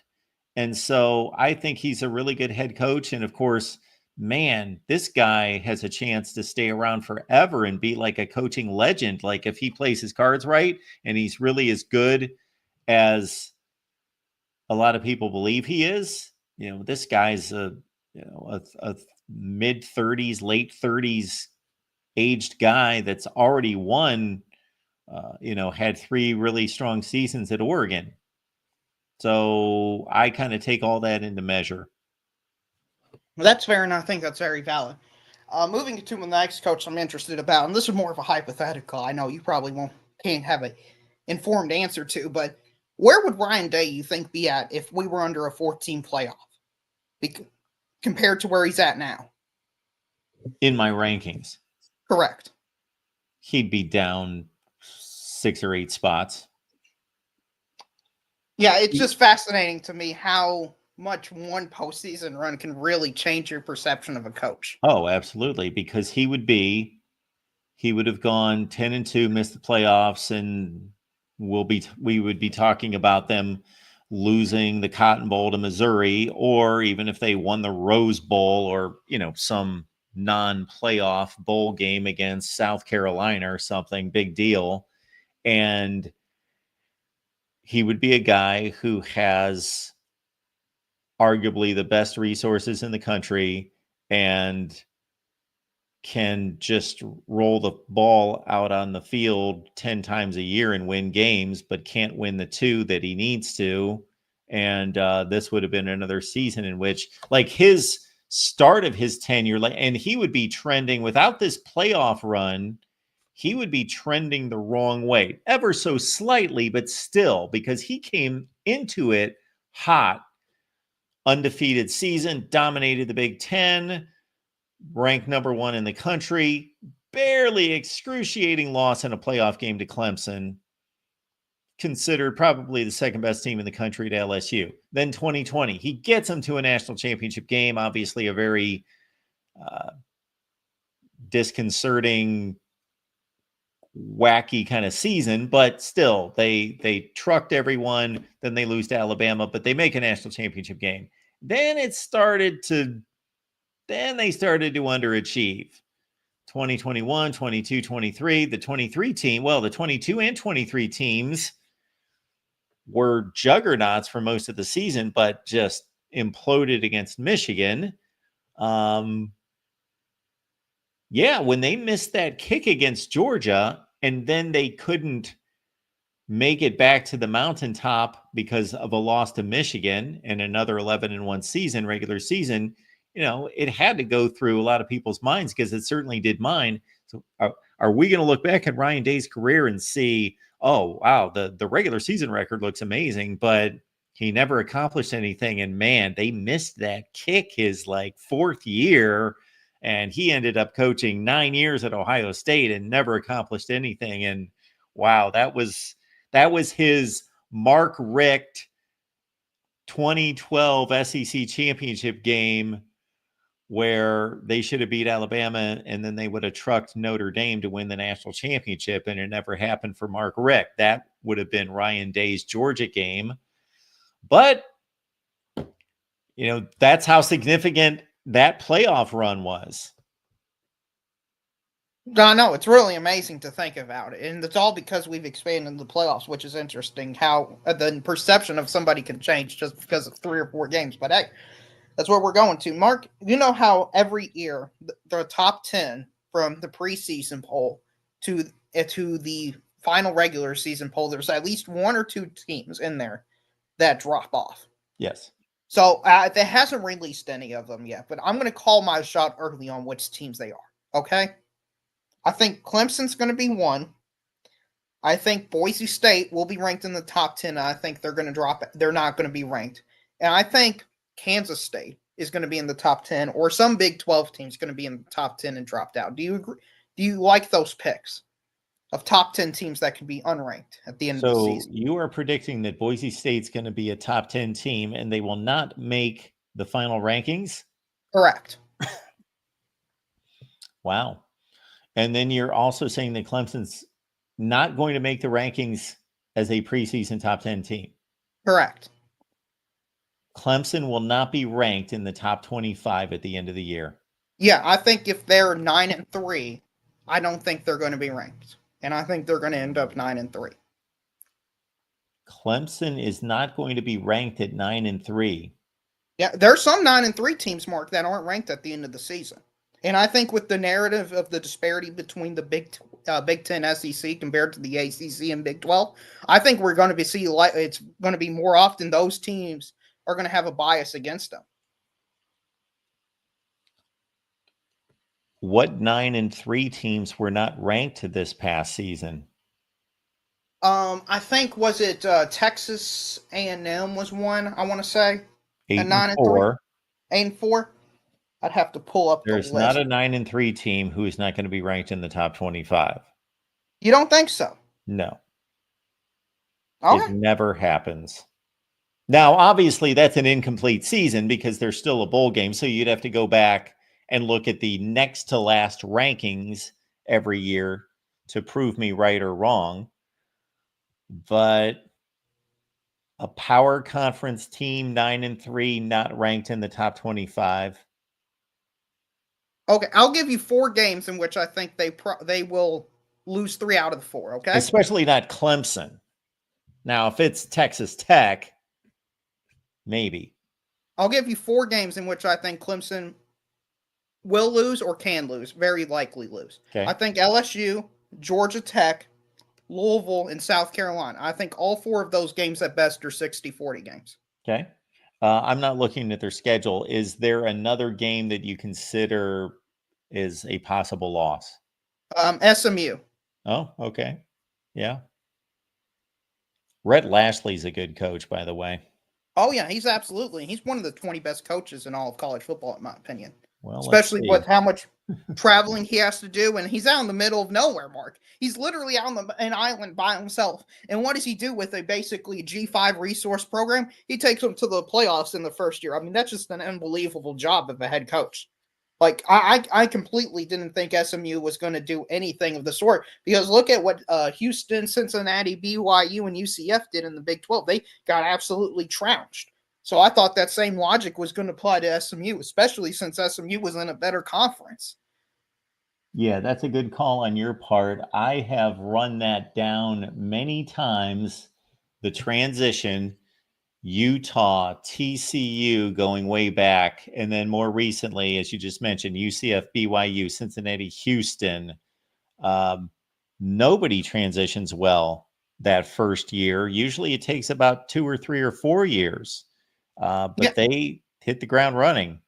Yeah, and if you look at SMU's 2024 schedule, I mean, they played some legit teams too. It wasn't like they played, your Pittsburghs and Boston colleges throughout as well. I mean, they did play a very close game at Clemson. I think we should give them some credit to that. They beat Duke.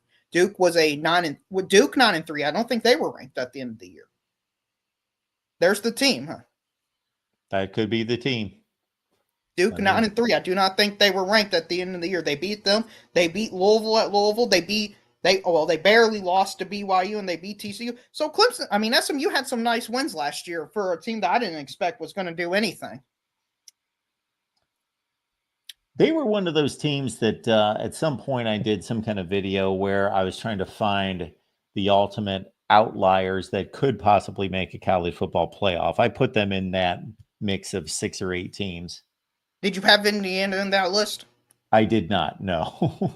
You're going to have to go more off the board, Mark, okay? You're going to have to go more off the board. That's all it's told. And you can't, please don't do any Big 12 teams because every team in the Big 12 is now eligible for the college football playoff. It would not shock me if any of them, even Houston, made the college football playoff. If Arizona State, who was projected 16 out of 16 to make it, and I mean, they looked elite throughout most of the season relative to their conference, that is, not compared to all of college football. They beat BYU, they beat Iowa State, they beat a bunch of good teams for their conference, so. And you are correct. It's been verified that Duke was not ranked at 9-3. However, you do get my point that, like, I'm right in making that statement like 98% of the time. Oh, I understand. I just think going forward, the Big 12 and the ACC is going to get much more disrespect than they have in the past. Like, significantly more. I think people understand, especially with the way the results of the college football playoff played out last season, the ACC and Big 12. I think we're going to see it even in the final rankings. I think we're going to see a 10-2 team get passed over a 9-3 team, maybe even an 11-1 team. Like I was looking at Michigan's schedule as an example. Mark, they're going to be a favorite in 11 games they play this year. They play absolutely nobody until that Ohio State game. Yeah, this is crazy that they play 9 conference games and Ohio State is the only team that they're playing that was over 500 last year. Yeah, I'm sorry. If that team goes 11-1 and gets absolutely obliterated by Ohio State, there's an argument they do not belong in the college football playoffs. I'm not joking. I said the same thing about Indiana last year, 4 weeks before everybody else was saying it. I said, I'm looking at Indiana's schedule. Man, they played the Little Sisters of the Poor, the School of the Blind. Why does this team belong in the playoffs? I mean, I feel the same way about Michigan. Sorry, schedule somebody with half a decent pulse. Yeah, well, the name Michigan will carry them through. They'll be fine. Yeah, I know. Big brand bias, Mars. It's the elites against us little guys out here. You know, you all have all the resources, all the money, all the cachet. Us smaller school, all smaller brands, we don't have it. It's unfortunate, though. It's the way the sport's going. Maybe you all can include TV ratings into the college football playoff to just further cement your legacy of greatness. How about that? Yeah, we'll see where that plays out. Anyway, Mark, good talking to you. Make sure to hit the like button. I'll see you next week, okay? Thanks, DeReal. Appreciate it. DeReal MVP getting on here, talking some college football with us. We do appreciate everyone being here. And an hour 41 in. I am very close to just checking out the chat and not even diving into these coaches' rankings. I don't even feel like touching them right now. Unless I get us to like the final 25 and then save that for later. Maybe I'll post a video. Yes, DeReal made the comment that Michigan doesn't play anyone, and John is saying Oklahoma is nobody. Yeah, Oklahoma is certainly capable, and I don't know. Oklahoma's one of these wild card teams. I don't know how good they're going to be. They were a top 40 team last year, 45 team, something like that. But the action here on this show is in the chat. So it's always in the chat. All right, let's look at some of these coaches' rankings, and I will leave the call-in line here, but certainly the show seems to be tailing off. I think we're losing numbers. All right, let me check something here real quick. Hang on.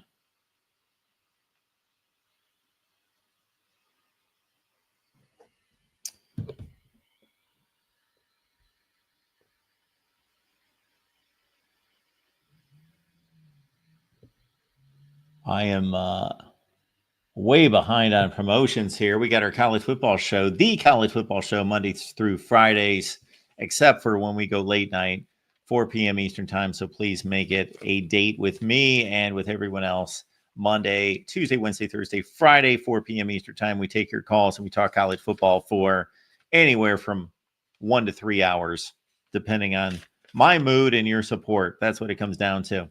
Also, we got a book here, Disputed National Champions. I do appreciate that our guy, Chris Sadler, who is one of our main cogs here at the Voice of College Football, has added that to the website. So there's our website, vocfb.com, just launched on NFL Draft Weekend. So check it out, vocfb.com. You got a host of writers, including Matt Zemek, who is our chief editor, Leanne Herring, and others who are doing a bang-up job posting articles. So, yes, check that out. And I do appreciate that Chris got the book on the site, so you can find the link right there as well. How about that? There you go. Very nice. But again, check out the site, vocfb.com. Also, we're big on Instagram these days, folks. I don't know if you're into Instagram. I can't say that I really am, but I'm on there. Oh, that's not supposed to be. That's supposed to be. Where can I find? There we go. That's what you want to see. There's our Voice of College Football Instagram page that our guys Gabe and Patrick are doing such an outstanding job on. Check it out.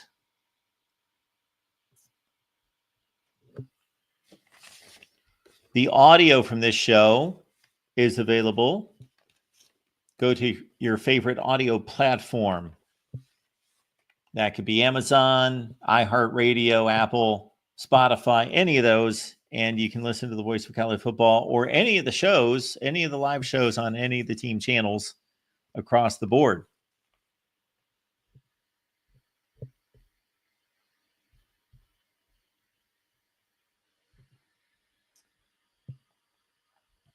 All right, let's go to some coaches' rankings. Let's do a few here.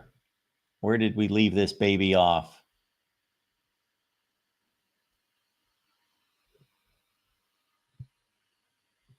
How could I forget? We talked plenty of Sharon Moore, that's for sure. There's plenty of Sharon Moore on our last live show.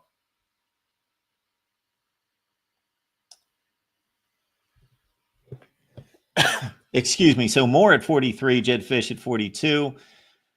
Did a really fine job in the aftermath of Kevin Sumlin and Rich Rod at Arizona. Final year at Tucson, 10-3, and then he comes to Washington, and you really can't make too much of what Jed Fish did this past season. I think I made this comment during the last show, so we did talk Jed Fish, that to me it was the most unprecedented change over in college football history.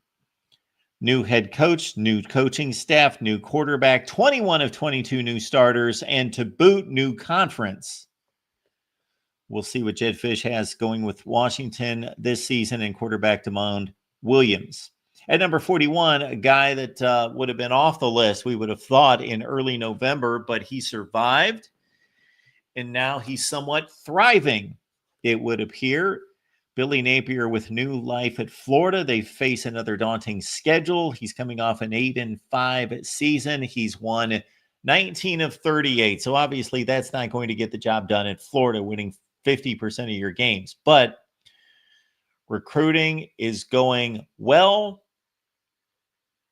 Again, they're facing another brutal schedule, although the likes of Florida State at the end of the year is not what it once was. Billy Napier, you see his previous 2 years rankings at 51 and 55. He has risen to 41 in the country. All right, let's knock out a few more. Mario Cristobal at number 40. And again, I reserve the right of changing the rankings midstream here because I certainly spent time on this, but did not give it that final look. Mario Cristobal did a fine job at Oregon at 35 and 13, although I did talk about his missteps with the Ducks in big games with championships on the line.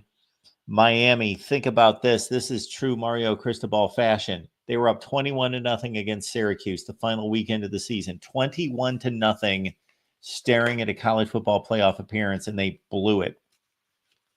Got outscored 42-17.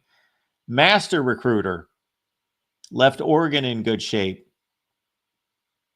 but took over a top 15 Miami program, top 15 in talent, 5-7, 7-6, 10-3 with the best quarterback in the country. We'll see what he can do this upcoming season. Carson Beck, obviously, coming off an injury. Mario Cristobal, as it stands right now, at number 40. Sonny Dykes did a heck of a job at SMU after a rough go at Cal. Now, of course, he's at TCU, and most famously a national championship game appearance a few years ago against Georgia, in which they were completely crushed. Other than that, strange that he goes 5-7, then to a national championship game at 13-2, then 5-7, then a very weak. This reminds me of Neil Brown the year before at West Virginia. Extremely weak 9-4 team. They lost to Houston. They won a bowl game against Louisiana. But a guy that's had stops at Cal, SMU, and TCU, and he's 98-76 in 14 years. Really nice guy. And he's been on the show many times, actually. Many, meaning 3 or 4 or 5. But yeah, Sonny Dykes at TCU, we've got ranked at number 39.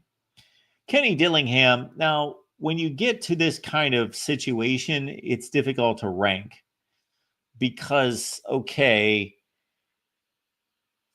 32 years old, coming from Oregon as the offensive coordinator, had been the offensive coordinator at Florida State, goes to Oregon, does a nice job for 1 year. Boom, hot shot, gets a big job as just a 32-year-old, has to clean up the mess left by Herm Edwards and suffers a 3-9, but that was to be expected. And then, boom, out of nowhere, here comes Arizona State with Cam Scadaboo and Sam Levitt at quarterback, who's coming back for 2025. And wow, they go to a college football playoff. And what's most impressive, excuse me, is not just that they made the CFP, because again, somebody from the Big 12 is making the college football playoff. It's that at the end of the Big 12 regular season, they were playing the best, but not by much. There was a collection of teams that appeared to be equal in the Big 12, and they smacked Iowa State in the Big 12 championship game. And then they went and gave Texas a coin flip game against maybe the second best team in the country. So much like David Braun the year before, with only one season at 8-5 at Northwestern, considering 8-5 at Northwestern, I made the comment I could rank this guy the top 5 in the country. And the same here with Kenny Dillingham. But I want to institute some caution. Let's back it up. So, one big season. He goes from 66 to 62 and now all the way up to number 38 in the country. Kenny Dillingham, of course, doing a heck of a job at Arizona State. And then you go from somebody that we don't have a read on yet because they've had one huge splash to a guy that's just, he's got a 20-some year track record and he's just rock steady. Greg Schiano showed his worth when he built Rutgers the first time. This program has been atrocious since winning the 1869 national championship with a 1-1 record against Princeton. Rutgers does have its one national championship, of course, and then they went off into oblivion after that. And Greg Schiano lifted them to a top 15 finish one season, his first stint at Rutgers, put them on the national radar for a team in the Big East that competed for that conference championship a number of times. Then he leaves, they collapse, he comes back, and Rutgers was regularly getting completely curb stomped in the Big Ten by 40 and 50 points. They had lost 21 consecutive games in the Big Ten before he showed up the second time. Think about that. They had lost 21 straight games in the Big Ten, and now he's winning games in the Big Ten. 7-6 this past year, 7-6 the year before, back-to-back bowl games. Should have been able to hold on to defeat Kansas State, which would have been a really nice win. So instant respectability brought back to Rutgers by Greg Schiano. So I've got him at number 37 in the country. And let's understand, I stated this the other times that we went through these rankings, hardly any of these guys are a mess. It's not like you're ranking the 70 workers at the various McDonald's within 5 miles of you, and most of them suck, don't know what's going on, and are a complete train wreck, and you can find like 3 good workers. No, these guys have risen to the top of their profession. Almost all of them are extremely capable. I can only really pick on, when you look at it, I can really only pick on Scott Frost and Brent Brennan. I do a little bit Justin Wilcox because he's been at Cal forever and he's winning like 35% of his conference games. That's pretty awful. But for the rest of these guys, either they haven't had the job long enough like Tony Elliott or Jeff Lebby, or they're really not doing that horribly. Scott Satterfield's number 62, and he's not awful. He's in a difficult place to win now. So really, we've got a collection of coaches that there's nothing wrong with them. They're not bad at their jobs, but when you're ranking 70 of them, you got to rank somebody at the bottom. So same thing here. Greg Schiano, I think of him being better than the 37th best coach in the country. He's actually even brought a passing offense to Rutgers for the first time in forever. To an extent. Let's not go crazy. They're not prolific, but Ethan Kalkumanis turned in the best Rutgers quarterbacking season in over a decade. All right, at number 36, we got Curt Cignetti. Another difficult ranking here because it's 1 year. Now, we do know that prior to the Indiana splash, he was doing a heck of a job at James Madison, 52-9. So that's meaningful because James Madison's playing, and he's the guy that led the transition from FCS to FBS at James Madison, and then they competed. So it's not just 11-2 at Indiana 1 year. The guy can coach. He's really good. I do want to see it backed up at Indiana. If he goes 8-4 this year, hey, that's enough for me to probably continue the upward ascent of Curt Cignetti. At number 35, Bill O'Brien. Heck of a job at Penn State. And I know that the ranking is current right now, but these guys don't They don't become dumb overnight or become brilliant overnight. They're basically the same guy, and they have the opportunity to grow and mature and become better coaches. But he did a great job at Penn State. I am on record a million times talking about, in more detail than I will right now, about what Bill O'Brien did at Penn State. It was remarkable. He was a great coach. He was a check yourself there, Mark. He was a decent coach in the NFL with the Houston Texans, regularly taking them to the playoffs. And yes, Boston College, this is a great spot for Bill O'Brien. This is a place where he can go 7-5, and they'll basically fall at his feet, and that'll be great. And he should be able to accomplish that. He did his first year at BC. They went 7-6. And maybe we'll call it a night with Rich Rod at West Virginia. I am on the record many times as saying coaches do not perform as well in the second tenure at any school. It's never happened. John Robinson, Johnny Majors, Bill Snyder,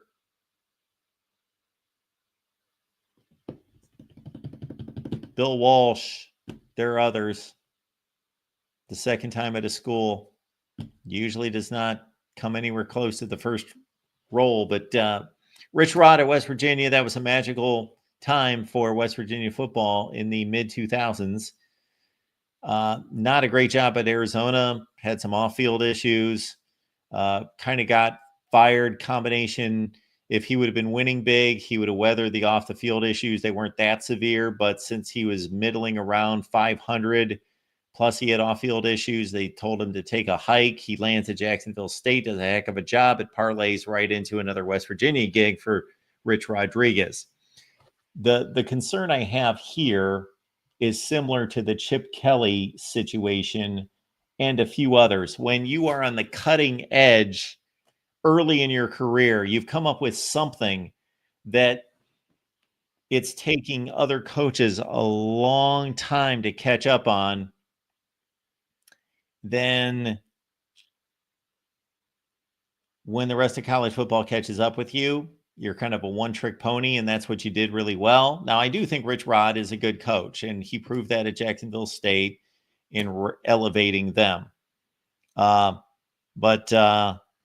that's about where we're going to stop our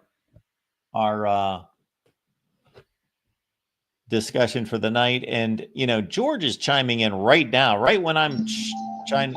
You know what I should do here, George? George, it's great to see you. Is I should let you take the show, and I'll leave, and you can talk for as long as you would like to the fine people here, because no, we can do that some other day. I'm not ready for that big step. Oh, come on. No. I was just going to spend 5 minutes, man. I wanted to show Minnie my Nebraska shirt. See?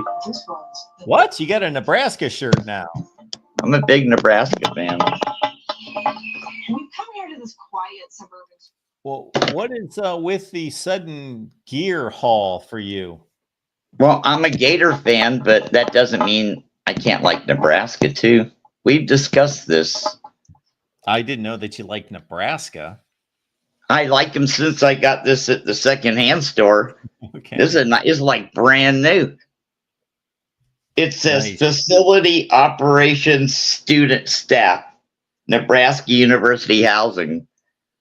You don't see those every day. I've always liked Nebraska since they beat us by 60 in the Fiesta Bowl or whatever the hell, Tostitos or whatever it was. That's what it was. Yeah. I was like, who was that freight train that just ran over us? That was embarrassing. Shit. Yeah, his name was Tommy Frazier. Yeah. He didn't make it in the pros. No. Because he wasn't really a mature human being. He didn't last very long, right? Well, they ask quarterbacks to do something in the pros that he was incapable of doing, and that's called throwing the football. That's a good point. That's a good point. Yeah. Nebraska never had quarterbacks who could throw the ball. Well, it worked against us. I think we were the number 2 team in the country, and they beat us by 60. So that was a pretty good strategy. Was that Urban Meyer? I think it was, huh? Or Steve Spurrier. Who was that? They did that too. No, that was Steve Spurrier. That was in Wow. 1995. Yes. Well, I guess he has to take the blame for that one, for not having us prepared.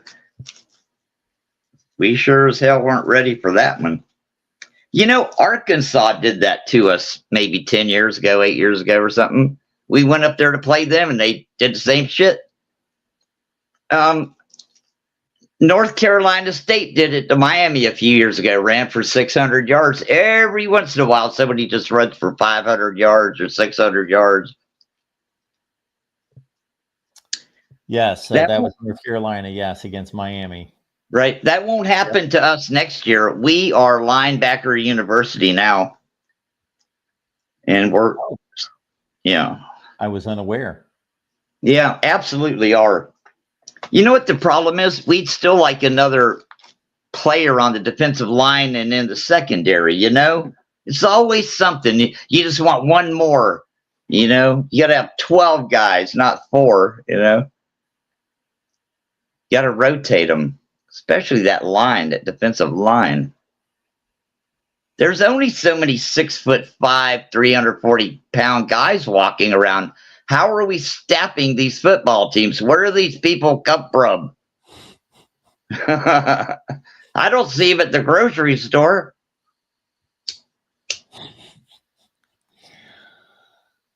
No, I don't either. Those type individuals I don't run into on a regular basis. But yeah, fortunately, I don't have the type of shopping experiences that I see on social media with some of these reels that people throw out, that you know, people getting body slammed at grocery stores and all sorts of crazy things going on out there. When there's a big guy like we're talking about, that kind of shit don't go on. They were meant to be in the community, in the neighborhood. No bullshit went down. Because everybody knows they come up to you and grab you by the collar. But they've all been taken out of society and put in the NFL, NBA, hockey, whatever. They know what they're doing, these bad guys. They're like, how are we going to get these natural leaders out of the community? Hey, let's start a sport called stickball and give them $500,000 a year to play it. And the guy goes, that's a damn good idea. Let's do that. And they did it. Let's all play stickball.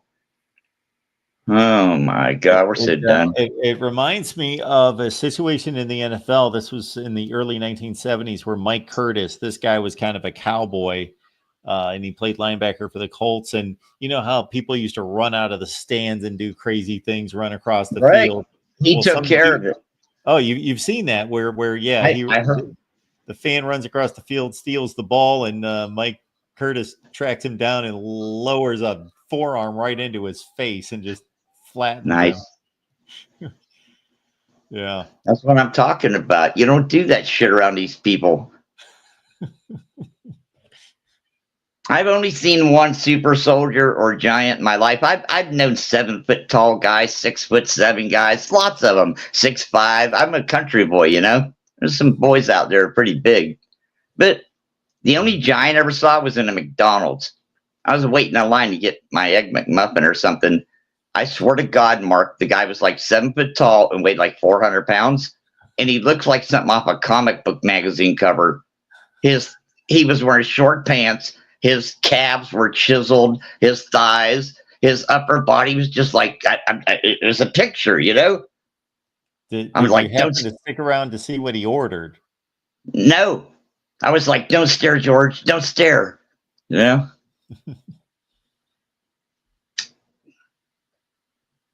There's some. I guess there's a few of them out there. I don't know. I've only seen one of him. I knew a 7 foot tall guy that made a living acting like he was a mountain man in a tourist town, only for tips. That's all he got. And he would just walk around town in this tourist town all day and did with South Dakota. And every time he saw a couple together, a tourist, he'd go up and say, ma'am, $5 will get you a good roughing up if this gentleman isn't treating you right. And he stunk like he'd been out in the woods. He wouldn't take a shower. Anyway. Oh, nice. My brother has a 7 foot something plus massage therapist. He's an NBA professional that got hurt. That's my brother's masseur. He said, George, this guy can fucking put his thumbs into you. He's got some leverage, you know. The guy's happy. He has a good business going over by Tampa Bay. People love Tampa for some reason. Every time I talk to somebody, they seem to be heading over to that side of the state. They enjoy it over there. I grew up down in that area. I had relatives lived in Tampa. I always thought it was kind of seedy, but Yeah. maybe they've cleaned it up a little bit. I don't know. I have my suspicions, my doubts. The Church of Scientology owns a town called Clearwater. That's like Clearwater, Tampa, St. Pete. You follow me? Yes. Oh, yeah. They literally own the freaking town, just like the Mormons own Utah. And that's just hearsay. I can't prove none of that shit, but that's what they say, wherever they are. Maybe the Mormons don't really own Utah. I don't know. Minnie says anyway, they got Clearwater. And your years. That's actually possible because when I was a little tiny kid, I listened to my elders, man. And my whole life, I never liked to hang around people younger than me. I wouldn't hang around the old guys. Just talk. I'll listen. Tell me something. You know, I've known 95-year-old guys that would answer your sentence before you ask the question. They were so sharp. You know what I mean? They weren't. It's not like nowadays. Now we're all on Pfizer, brought to you by Pfizer. Nobody can think straight. They didn't have Pfizer. They were doing like coconut oil or turmeric or ginger or baking soda or something dumb, you know? They could still think straight. Now we're doing shit that may cause death, may cause bleeding from your eyes and ears. But darn it, it'll stop those sniffles, you know? Yeah, just so we get the important things taken care of. Sure. Right. Those darn sniffles. I had a tooth pulled yesterday. I never did one ibuprofen or nothing. Didn't hurt. Yikes. But they sure they loaded me up. And if I'd asked for pain pills, they'd have gave me them too, you know? They gave me like 60 Vicodin once for getting a tooth pulled. I gave them to the local drug addict that was addicted to that shit. I gave it to him for free. I wouldn't even take any money for it. The statute of limitations has run out on that one. It was like 20 years ago. They're like at every opportunity to get someone addicted to some opiate. Getting control of Afghanistan was expensive. We got to get our money back.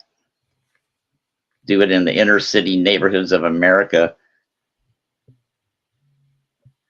Anyway, my car broke down. I told you that it's called a torque converter. I've been a week and a half without a car. I'm amazed I'm still alive. What's the next move with the car?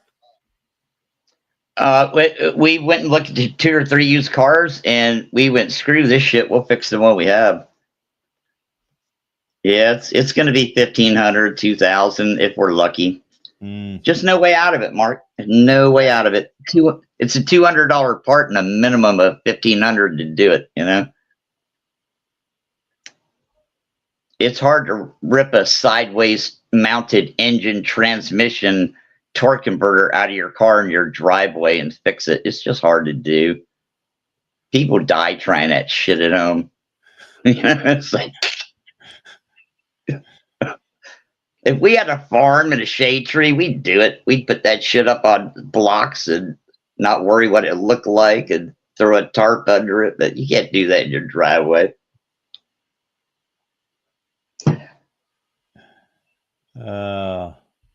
Somebody like AMCO is going to fix it. And they say it's $600 just for them to rip it apart and tell us if that's actually the right repair. Oh, boy. And if it's not, they'll throw all the shit in the trunk, they said, and we can tow the car home, you know? Oh, man. But if that's what it is, they'll fix it for $1,500. Oh, that's a bad situation. I hate those kind of situations. It could be worse. me not having a pair of shoes. But today I saw a guy with no feet, and I went, "That's okay. I'm cool. I'll be all right." Yeah, there's always somebody some worse story. off. Right. There's some story like that out there. No doubt. I'm just going with that one. I've had to ride the bus one time already. I could have taken over the show and just talked about the bus ride for half an hour, but I don't want to do it. I'm not in the mood. I'm just getting over having a tooth pulled.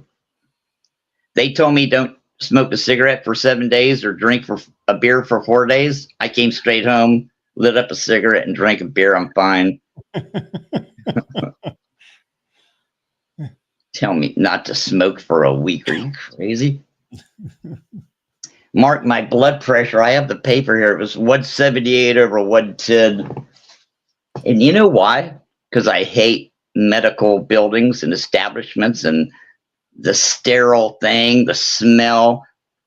It's just the whole They tell you about process. 178 over 110. I'm sure they had something to say about that. They said if it was 1 point higher, they wouldn't have done it. I was standing there, Mark. I was breathing in at a count of 4 or 5 seconds, holding it 4 or 5 seconds, breathing out, trying to reset my vagus nerve because I don't like these kind of places. And I didn't realize they were going to take my blood pressure. So I kind of jogged up this hill in the parking lot to go into the facility. I wouldn't have done that if I knew they were going to take my blood pressure. I'd have slowly walked. And I wouldn't have huffed a cigarette right up to the door either. Anyway, it's probably really lower than that. It's probably 150 over 90 or something. Who knows? It works for me. I know that. I have a blood pressure machine over there. You're supposed to take it 3 or 4 times in a relaxed situation to get the true reading. They did it one time when I walked in the door after running up the hill. I'm surprised it wasn't 200 over 180 or some shit.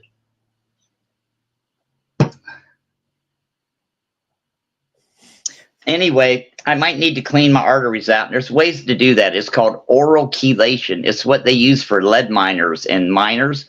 You get heavy metals in you. And you can do it intravenously or you can just take pills. I can't afford to do it intravenously. So I'll just take the pills. I'll be all right. Give me a couple months. There's nothing wrong with me now except those damn doctors telling me there is. They've been saying that shit for 20 years, man. I believe if you George. Believe anybody that believes them, you're in trouble. You can't get within 10 feet of one of them without them saying, "Oh, we got to get into surgery right now.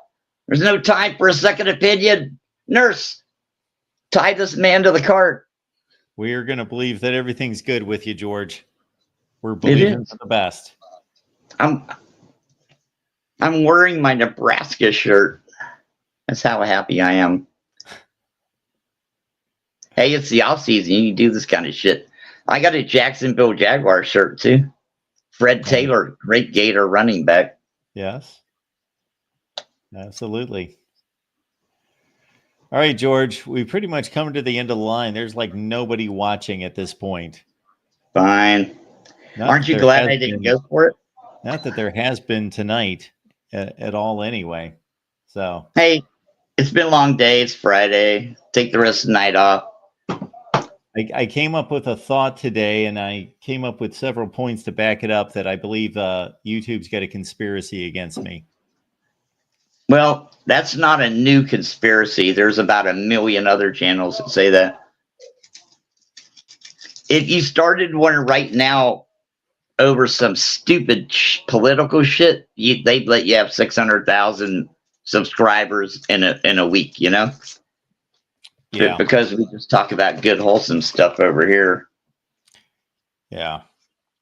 I just wish there could be another platform, but, you know, it sucks, huh? How come nobody else can make a YouTube channel and make YouTube and we all go there and they just leave everybody alone? Hey, even on the side channels that are supposed to be for conspiracy theory people and shit, like Rumble or BitChute and those places, it's still the same. There's still things they'll let you say and not say. And yeah, free speech is like a rumor you heard in school.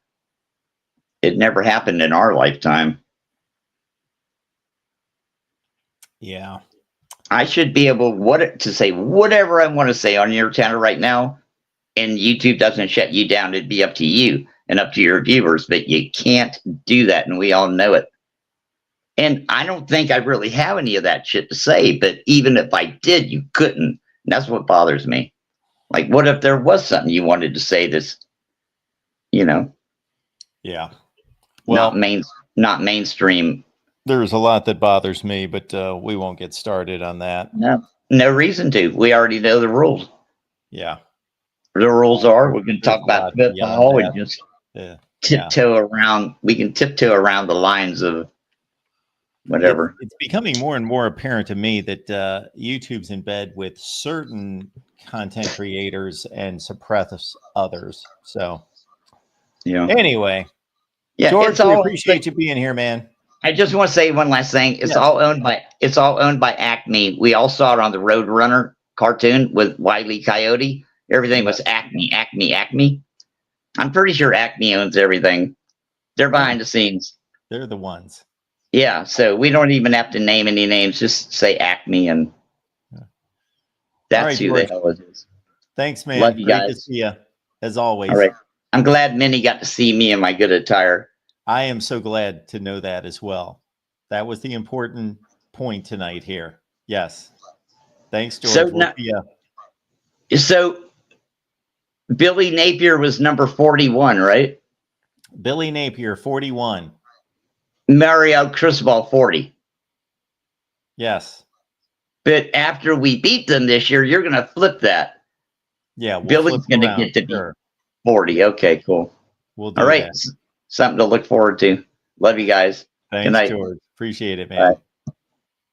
All right. I don't believe anybody else is watching. I don't even know. I think everyone that's watching is actually making comments in the chat.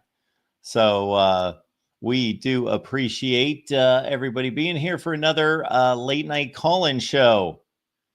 2 hours and 19 minutes. Man, that used to fly by in a hurry when we used to have like hundreds of people watching. But I used to do these things for 4 and 5 hours. But yes, thank you so much for showing up. And we'll figure out another time for next week.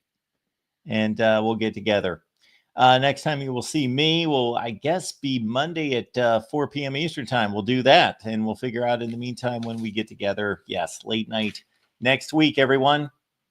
Thanks, Wolverines, Gage and Jason O and Minnie and Moose and the Real MVP and all you good people out there, Tukey G, Troy, and others. And we'll see you next time.